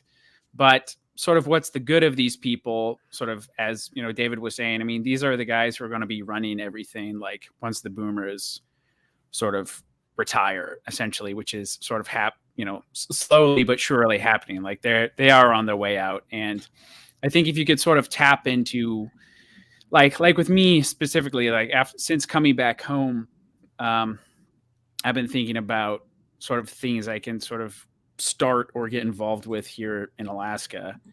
And like these guys are going to be sort of my target group.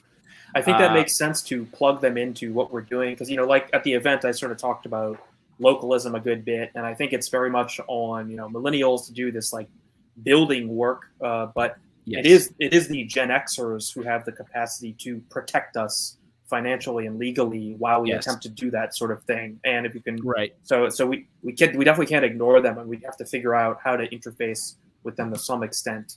Unfortunately, that's the situation we're in. But yeah. Well, I mean, like a lot of this stuff is in DC, at least the way I look at it. There's a lot of young people there. I know a communication, or not a communications director, but like the whole director of outreach for a very powerful conservative 501c4 is a 25-year-old.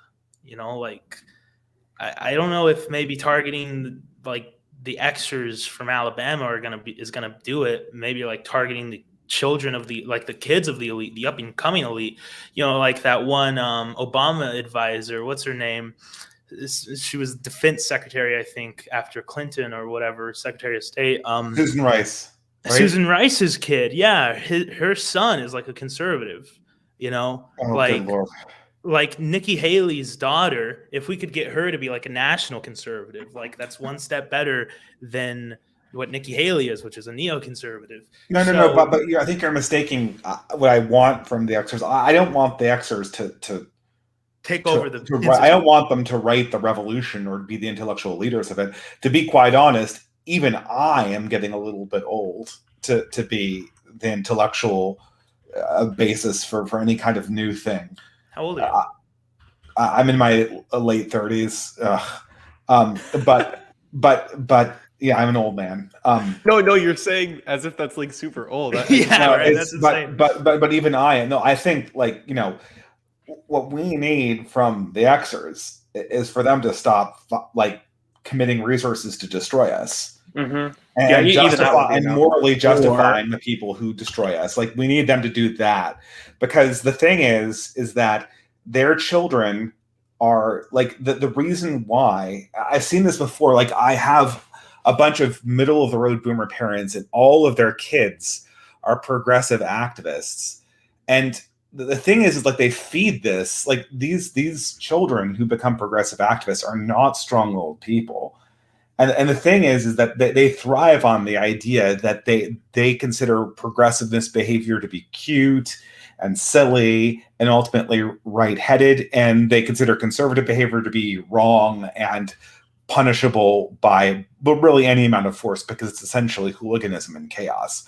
If this attitude were to change, a lot of the slacktivism of the left would immediately evaporate. Well, I feel like the problem is women.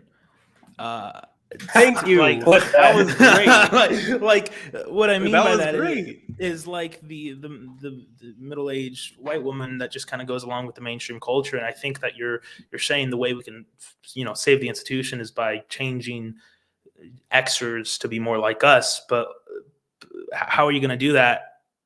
Because they just kind of go along with what's mainstream. So I guess what I'm proposing, like we're just rehashing the old like infiltration, parallel communities argument stuff. So I don't know if this is worth continuing, to be honest. Do you guys want to go back to the topic of the stream? I don't know. I mean, how much is that exhausted at this point? The Bill Maher stuff. I mean, I feel like this is very much on topic because this is like the crux of the stream, right? Where it is the whole audience of the Bill Mahers and the Shapiros of the world. Yeah, they've caught Xer boomerism, and they need to be cured of it, and not them, but the people who watch them. Yeah, I mean, I think we do have to be concerned about Gen X, though. I mean, it's not like that needs to be the focus of our movement or something. But the younger ones are in their 40s. I mean, about half of Gen X is in their 40s still, right? These people aren't old, right? I mean, they still have a lot. They can still cause a lot of problems. They're still funding millennial activists who are our sort of direct enemy, right? So I mean, this is a problem that we should consider addressing, I think.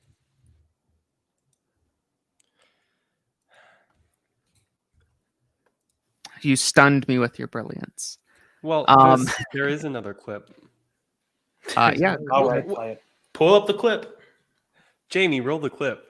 Okay, let me go boomer mode for a second. Okay. Why don't you just like get the clip ready to roll and then say it is ready? No, it's literally ready. I just wanted to make the joke.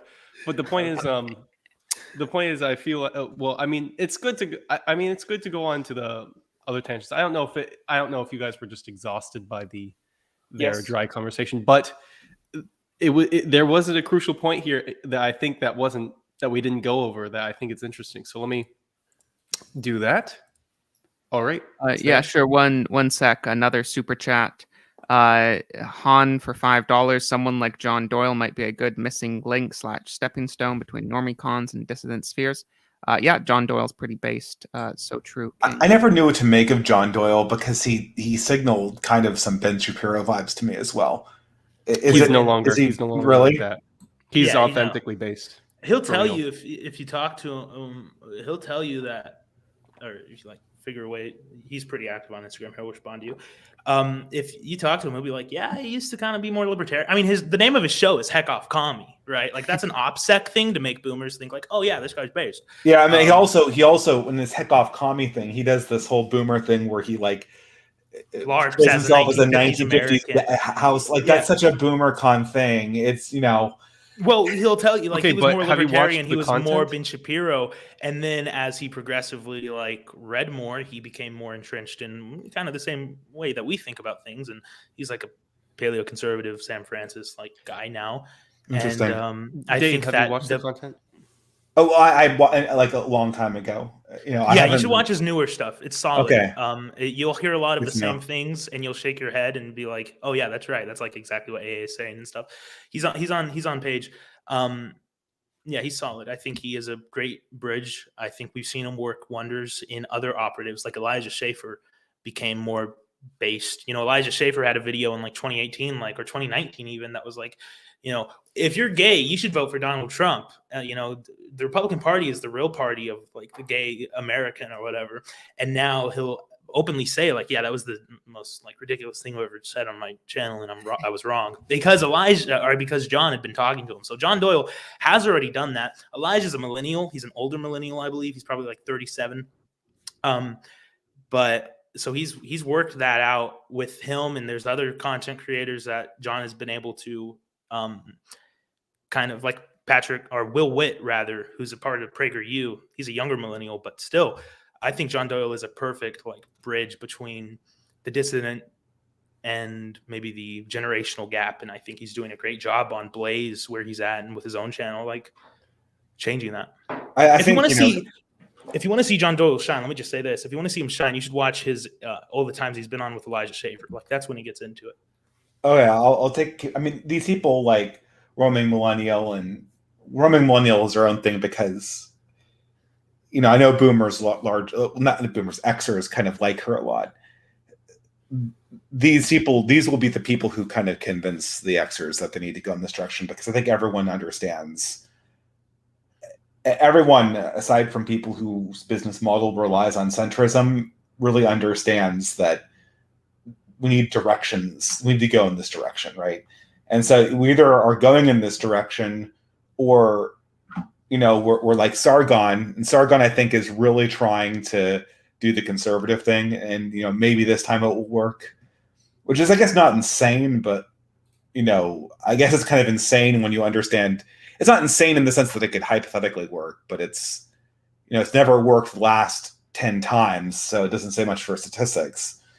And then there's Adam and Sitch and those crowd who just, I think they just want to keep the gravy train coming so that we can remain on this cul-de-sac of perpetual outrage.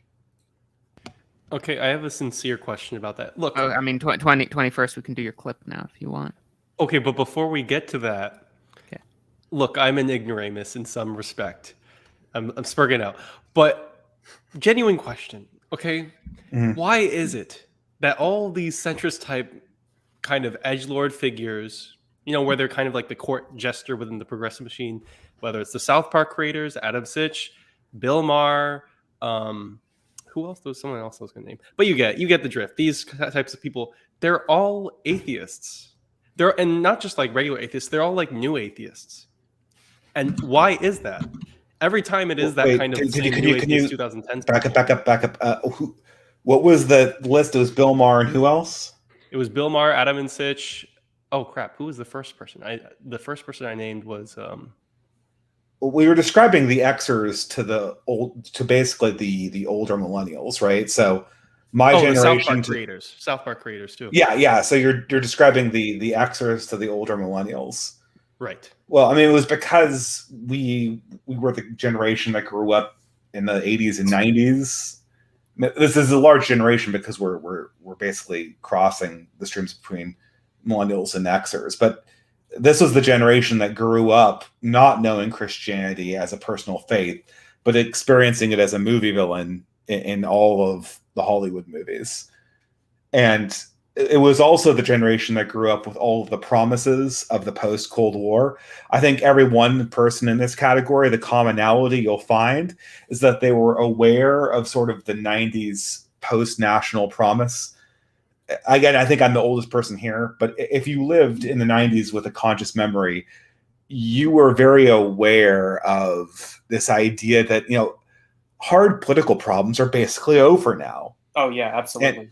And you know, Charlemagne, you probably know this more from the early 2000s than the 90s, but it was like before September 11th, it was even like it was believable then. Yeah, I was alive when the Soviet Union still existed. Okay, well then you depending on how early you started politics, you have a vague understanding. It wasn't even politics. I mean, this attitude was just pervasive in the 90s. It was just deeply ingrained, even in the children. Like you just had this understanding that everything was just going to be great, and there's just this brilliant future of endless America in front of us. And then 9/11 happened. What's so critical? What's so hard to impress upon? What's so hard to impress upon the Zoomers and the younger millennials is that it wasn't soulless. So when we see sort of like Hollywood consumer products that come out of the 2000s, really any time after like 2005, like the last one that felt less soulless was probably Lord of the Rings.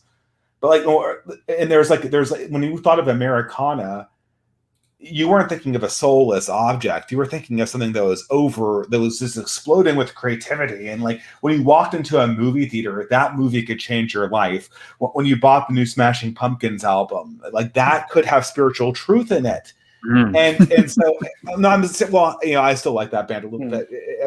No, I'm not dissing it. I'm just laughing because like I don't know. I kind of had that vibe too. Like, No, this is actually really I guess good. Yeah, but like people who are in the new generation, when they think that the older millennials were charmed by sort of inebriation. It wasn't inebriation. Like, we didn't slide into the dream of the post-national future because that was just the easy thing to do, and we were just going with the flow and like, hey, it's easy, it's fast food. We were genuine believers. Like, this was something that would be spiritually fulfilling, and because of that, like when it sort of took a step back in September 11th.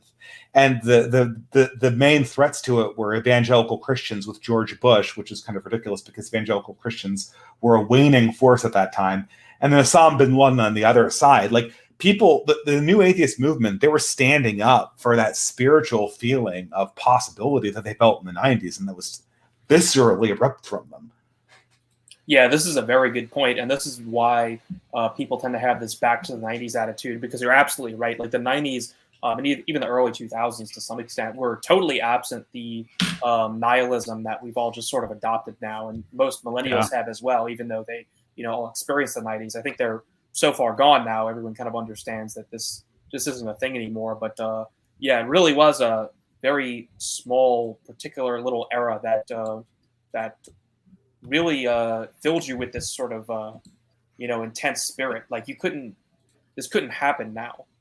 So yeah. I think that's an interesting point, actually. No, it is, and it was a really, it was just awesome. Like, every moment. It was awesome. like whenever I think about my childhood memories of like the 90s, like, it was great. Like, and a lot of people don't say that, right? Not 90s people. I mean, other generations would never say every moment was awesome, but that's just how the 90s were. DC, do you say your childhood was all awesome? No, my childhood was terrible. Oh, me too. Wait, are you guys younger? Like, we're the Zoomers. Yeah, they're the Zoomers. Oh, yeah. Well, if you're a Zoomer, I'm sorry, dude. Like, I even thinking about my child now. I keep on telling my wife, like, what I want more than anything else is a time machine, so I can raise him with the optimism that existed in the 90s. Yeah, I mean, like, there's no optimism. And even culturally speaking, everything's been done. Well, my favorite bands growing up were like Green Day, which all of their new stuff was terrible.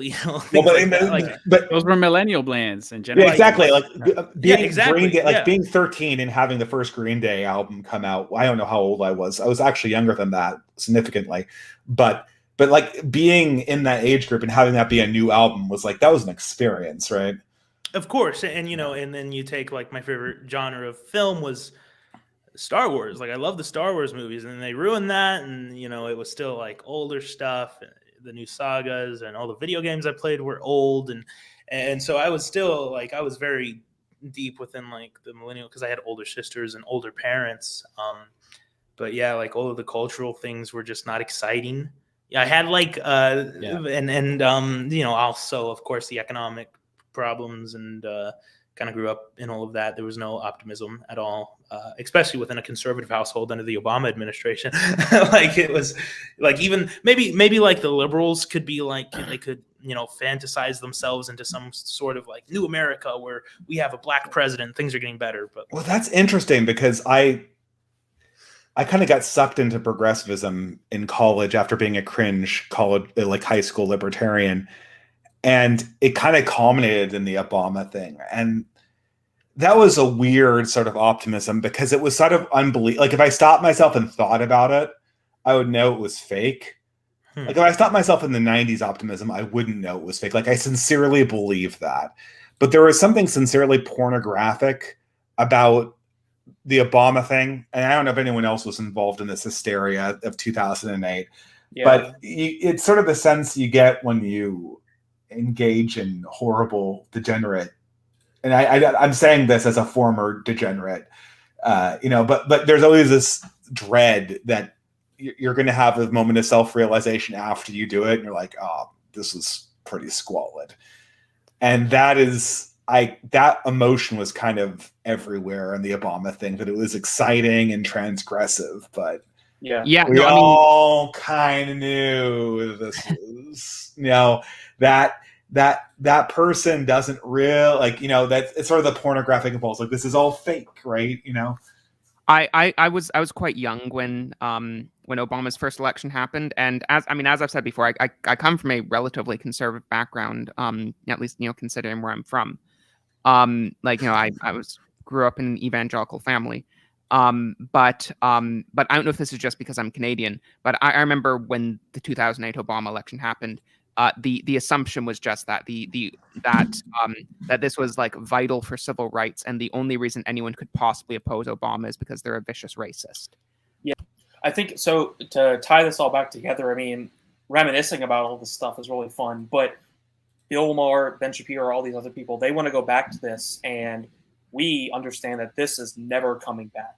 There's no possible path to get back to this, and we have to get over this idea of we can somehow just unwind the progressivism and restart the 90s and the 21st century. That's not happening, and that idea has to be eliminated. In some sense, it's all downhill from here, right? Yeah. Well, that's hard because you're trying to take people's dreams away from them. Yes.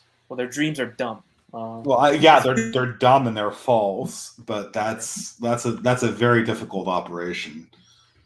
And I don't know if there's any path to that is not. You can't argue people into that. You have to just show them things. Mm-hmm. You guys want Jamie show the clip? Roll that clip. All right. Settler, are you still alive? Are you? Yeah, I'm here. Go ahead. Okay, let's do this. This is based off of what DC was saying a while earlier about how they want to marginalize like middle American radicals. Matters. Yeah, I would agree with all that, but you would. Oh, and then right before the context is Ben Shapiro was saying, this identity politics stuff is ridiculous because people are saying, well, whenever you disagree with them, that you're attacking their fundamental identity and who they are and everything, and their prideful. Well, I would ask you if you would agree that there's certainly a lot of that on the right too. What is more of an identity than the Trump voter, the white person who thinks that America is being taken away and becoming a different kind of country than they remember it? Let's make America great again, wink, wink, white again. That is also a type of identity politics. Yes. For the people who actually believe that, well, sure. A lot of people. But I wonder how much of that is reading into somebody else's politics, your desired, character flaw. Meaning you see that on the right doing that to the left too. There have been good studies showing that people on the right tend to think that people on the left don't care about family, people on the left don't care about personal values. And then when you actually ask people on the left what they care about a lot of those things. Right. And on the left, you see the same thing with the right. If you voted for Trump, it's because you want to make America white again. It's not because you're concerned about, for example, taking the immigration issue. Let's say you're not concerned about the race of immigration. You're worried about how people are going to vote once they move here and how that changes the legal structure of the system. Or you're worried about the income level or education level of people. See, it's like I'm worried I'm going to extend the clip too long. Man, right after this clip, they go into here. I'm going to do this. Sorry. They go right in.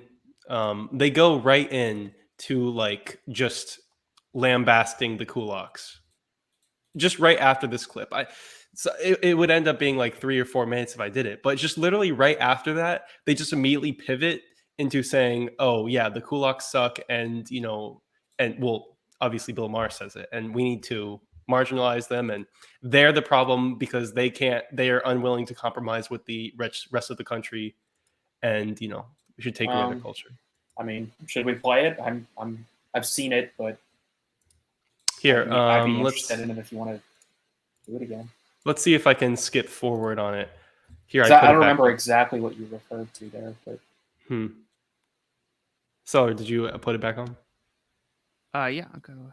People moving here. Yeah, I don't think we'll get like striked or anything for the skin color of the person. So no, and immigration is an issue where I think the Democrats are really not getting it. They're losing the Hispanic vote. It's an amazing thing. Along the border in Texas. Their idea, again, it's sort of your point about identity politics. Their conception, I think, and it's wrong, is that every Latino in America is thinking, boy, more immigration. That would be the best thing. And a lot of them are thinking, no, I'm here. Yeah. The last thing I want is someone else coming over who's going to do my job for a little less money. And, there was this new emerging democratic majority. It was going to be a majority-minority coalition. As the demographics of the country changed and became less white, inevitably these minority groups would continue to vote at the same rates that they were voting for Democrats. So if you get more Hispanics, you get more black voters, you get more Asian voters, inevitably this would be sort of the new rising wave. And Obama really did model that in 2012. He had a very diverse coalition combined with college-educated white liberals. And so they thought this was going to be the formula here on out. And that was always going to be the formula. And it turns out the guy who wrote that piece, he came out recently and he said, yeah, I got that completely wrong. It's just not true, because the Hispanic vote, it turns out, is malleable. A lot of people who are Hispanic identify as white Hispanic, right? A lot of people who are Hispanic, be real careful there. themselves primarily in terms of if you put them in 2x, it'll rip a hole in the universe. Especially with Shapiro. You like that? Man. Yeah, it's 2x on Shapiro is 4x, definitely. I mean, I think we kind of got to the meat of it. They're basically saying that, hey, white Americans, the Hispanics are going to be voting Republican just like you want. So accept the new Americans that are coming in by the tens of millions, because they're going to vote for Republicans, and you love that, don't you, stupid little kulak hots. And the truth is, they go on to compare it to Italian, just like the Italian, just like the Irish. Italians started voting for Republicans, and but that fundamentally changed the city of New York. That fundamentally changed the face of the Republican Party, and maybe I don't want that to happen. Why is just because they vote for me doesn't mean that I will support their vision for me, because they'll have a direct influence on what I'm able to do. And this is what Republicans do, is they talk about. I heard there was someone, Eric Kaufman, on one of the sort of base federalist people that's kind of almost getting it, and Inez Stepman had this sort of more normie con on, and he's like, wow, Republicans really have a winning issue with the CRT stuff. It's such a winning issue. We really need to lean into this winning issue. I'm like, he talked about it for 20 minutes about how it will be so good for getting people elected, and it's such a winning issue. And he discussed this as if the point of this CRT thing is to get Republicans elected and not to win on it, and not to actually control. Well, that's winning. Education. That's what winning is. Winning to them is self-proliferation. We can get more people elected, which means I can have more people to talk about, more people to talk with, make more money. They don't actually care about winning. And of course, the Republicans have had nothing but winning images. Winning issues. For half of the issues are winning issues, and then they get them, they're winning issues, and then they just use them until they're all exhausted. Then they've just lost. What's that Buchanan book? Conservative victories, liberal advancements, or something. Conservatives win the votes and liberals win the politics. Yeah. So that's what we're dealing with. I mean, at this point, this is really obvious, but what conservatives don't understand, and what is that it's just so obvious that this is how it works for anyone who's younger. I mean, it's not even it used. I think when Mulbug talked about this stuff in 2007, it was fresh, but it's almost cringe explaining this to people who are younger than 30, because they don't need me to explain the cycle to them. They understand what the conservative entertainment product is, and what the cycle moves fast enough that you can see the entertainment products in motion. It's really obvious that the conservative entertainment product is basically perpetually coping with things, and then the progressive entertainment product is being the good guys in a Mighty Morphin Power Ranger cartoon that goes on forever, and you're always the good guy, and you're always winning, and you're always such a good boy advancing social justice, and this is going to be their basis for your career going forward. It's not, but everyone understands, at least from an entertainment point of view, how much more fun it is to be a progressive than a conservative. Right. Well, okay, with this clip I was showing there, I just wanted to show how brazen, they don't even it's not even two different sections in the 1 hour plus interview, right? It's identity politics is this just kind of aesthetic thing that is forced on to the top layer of our political dialectic, and it's making people act weird. And then he immediately just goes into and then Ben Shapiro ask some questions about the obvious reality of people going with their identity and their self-interest that they have decided. This actually touches on something which I thought was kind of the more interesting parts of the video, which was right at the very end. And it was during the discussion about Russia, and Shapiro basically laments the fact that people around the world, and specifically Russians, aren't as materialistic as Westerners. And he cites this old Russian guy who was, there was this book, can't remember what the title of it was, but there was this, he was quoting an author from this book, and it was kind of like an oral history of the Soviet Union. And I think it was in the year 2000, this lady was interviewing this old Russian guy who was hard done by the communists. He was like, imprisoned, like sent to a gulag and whatnot. Then Stalin got out and he came back, and, he's able to kind of, have sort of a normal life at some point. And she was asking him about, Russia today, and like, aren't you optimistic and whatnot? And yeah, keep in mind, this is like in the 90s or whatever when she did this, and Russia was kind of a shithole. But basically, this guy's response was like, yeah, my kids, they want Levi's and Coca-Cola, and they don't want anything Russian. Like, we used to be a proud country. Like, what happened to us? Was basically this guy's response. And it was an identity politic issue for this, old guy. It was a sort of like a sense of that he felt in some ways like the idea or the identity of like being a Russian was kind of like under attack by the West, by these products and consumerism, and he saw that as a problem. And this was the thing that Ben Shapiro was pointing out as like the internal issue that the West has somehow got to get over, is like the problem of like this old Russian guy is the same problem that the leftists have. And we basically just need to convince them that it's in their best, like, material self-interest to like get with the program, essentially. So, I don't know. The real issue, though, is, like you just said, their complete detachment from reality. It's just only like Hollywood media elite figures living in ritzy parts of Florida, of South Florida and California, southern SoCal, could be so detached and not mentioned any serious issues that people are facing right now, whether with its inflation, cultural collapse, religious collapse, depression, isolation, just America becoming a third world country. Yeah, that's a good point, actually. Yeah. They didn't talk about anything that the common person is concerned about at all. They didn't even talk about inflation.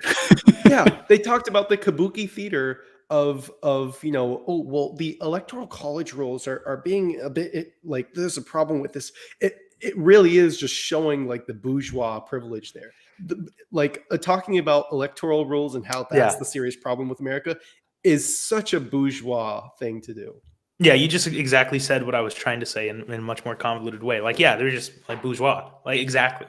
They're just so disconnected from the reality on the ground. They don't have to think about these things. They don't feel the effects of it. Like, if something goes wrong in San Francisco or Los Angeles, wherever Ben was based, he can just go to Nashville now, or he can go to Florida now. It's like, well, most people can't do that. Just sell your home, Ben Shapiro says, but sell it to who? No one wants to live here. Yeah, everyone's moving really away. Funny, because they talk about sort of like self-segregating ourselves in the right states, right? Like, he just up and moves to Florida, but it's like, people can't do that, dude. Like, people aren't capable of just going wherever is more based or more cringe. That's just not a move that most Americans can make, because they don't have the time or money to even get that ball rolling. Yeah. I just did it, and it's not that easy, even with my support network. And and that's the other thing too. This idea that, and this is, Dave's kind of brought this up a little bit, like, he's going to be the guy, he's going to be the one, like, base guy in LA who's there to like turn off the lights, like, when it all comes crashing down, I guess. There's something to be said too about, like, maybe you shouldn't leave, like, and I kind of feel that way about sort of where I live. Like, I don't know, like, having an attachment to place and not just like up and leaving. That's another thing. So some people, I'm not saying like don't move or anything. Obviously, for many people, that's the right choice. But if you like where you stay, and just leave LA, the Ben Shapiro thing, like, I mean, okay, that might be good for you, Ben Shapiro, and whatnot. But not only can a lot of people not move, but I don't think like abandoning everywhere is necessarily a good idea either. But I don't know. That's just me. Whatever. Well, there's rules for radicals or like rules for reformers. The Douglas Wilson book, he talks about like the strategic and tactical locations and how we have to assess. Like he has his church in Moscow, Idaho, and he assessed that location as a very tactical and strategic location because there's 2 colleges there, and it's a moderately sized town, but it's not too big that it's too liberal. It's in Idaho, obviously. And he said, here's a great place where I can start a church. Obviously, he's a pastor. His goal is to evangelize the world. And I can reach young people who are going to go out and church plant and go off in their own communities. And I can effectively, manufacture, like Charlemagne always talked about with Patrick Casey. Like I can have a, what's the word you use? Biogenesis, right? Yeah, ethnogenesis. Ethnogenesis, thank you. Ethnogenesis, and I can form my own community. And if you observe what he's done in Moscow, Idaho, is the state of Idaho is now electorally trending blue because of all the California, Oregon, Washington, like refugees, basically. And Moscow, Idaho is just kind of trending red, regardless, despite, in spite of having like the colleges and the influences there. He's so influential in the town now, in fact, that there was a mayoral candidate who ran on the platform of let's destroy the cult. So I think we need to like find these locations. Like, yeah, maybe we shouldn't leave everywhere, but just staying there for the sake of staying there might not be like the best thing to do tactically, strategically, I guess, in the long run. Yeah, no, and I'm not making like any blatant prescriptions there. So no, I agree with what you said, David. Yeah, we've been going on for a while. I think this would be a good place to end it. So anyone have any closing thoughts, or should we get to the shilling? Well, you picked a good stream for sure, or a good video to go over, because we definitely got a lot of good content out of this. So, yeah, I actually have to go immediately, but thanks for having me on, Settler. Yeah, thanks for coming. Right, bye. Adios. I mean, all I can say, I wonder if I can screen share this. Of course I can. So all I can say is that, no, not that. Not that. What? Oh, what are you doing? There we go. Okay, it's the Peter Hitchens. There we go. All I could say is like literally them talking within the frame of the Kabuki theater the entire time, within like the little bubble, is just, I mean, we call it the cathedral, we call it the like Overton window. We can also call it just the web of lies. And just the total impression I got from that whole interview is that, yes, even after 2020, 2022, just everything that happened and what's going to happen soon, we're just still going to chug along in this web of lies where it's like just this maintenance of this political normalcy. I'm like, that is the worst possible outcome, is that it just continues chugging along the same as it was. People still kind of trust the institutions. People just go along, and political commentators like that talk within their unreality without being concerned about real life issues. Yeah, no, I mean as an ex neocon, I realize now that the real black pill would be if the neocons were right, and we were just really able to like spread abortion and liberal democracy to the entire world. Oh gosh. Not I mean, I was never like pro-choice, but like what I mean. But yes, Sam153 for $10 Canadian. Appreciate the stream, Settler. Cheers, fellow Canuck. Yeah, God, thank you very much for the money, pal. But yeah, so any other closing thoughts, or are we shilling? Okay, I'll take that as shilling. David, go. Follow me on Twitter at DavidNC_APU. That goes for you guys too, by the way. You guys don't follow me, it hurts. I follow you. I don't. Whatever. No, yeah, that's really it. You can follow the American Populist Union on YouTube. That's kind of where I'm at now. But kind of taking a step back from the YouTube thing. So Okay, yeah, cool. 21st. Okay, not 21st, I guess. Charlemagne. Yes, definitely check out my blog, which I'll post in the chat, charlemagne.substack.com. I've got some paid content on there now. Basically, what I'm doing with that is I have a series called Book Notes, where I take a lot of notes as I read books. So I'm kind of turning them into blog posts that are readable.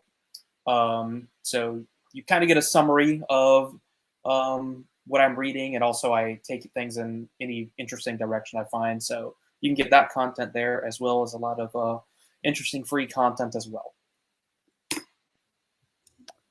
Yep, so true. Based Patriarch. Yeah, you can follow me on Twitter at let me see, at Mr. Patriarch 18. I'm also kind of coming out of my temporary hiatus on YouTube, so with moving and immigration and everything, it's taking up a lot of my time. But now we've kind of hit a nice kind of getting into a groove. So I just finished the script and recorded for my latest video, which I should be getting out in the next couple of days. You can find me on YouTube at Mr. Patriarch. If you want to support what I do, there's links to Subscribestar, PayPal, and all that jazz. And yeah, that's what I got to shill. Cool. Based 21st. I got an interesting story. This is not a canonized saint, but it's someone that has been deemed blessed and everything. I posted the link. Maybe you can put the link in the description or just wherever you want. But I think this is a very interesting story of someone that you should read about. Alexandrina da Costa, if you just look it up, but you can just check the link. Okay, Based. And me, I don't know. I mean, you're on here, so subscribe to my channel. Donate, subscribestar.com/settlerslament. Join my server and join those book clubs. Pseudo Pill went on and on and on about at the beginning. And yeah, I don't know, pray the rosary every day or you're not on the team. Submit to the Pope. That's especially for you, David Carlson. Submit.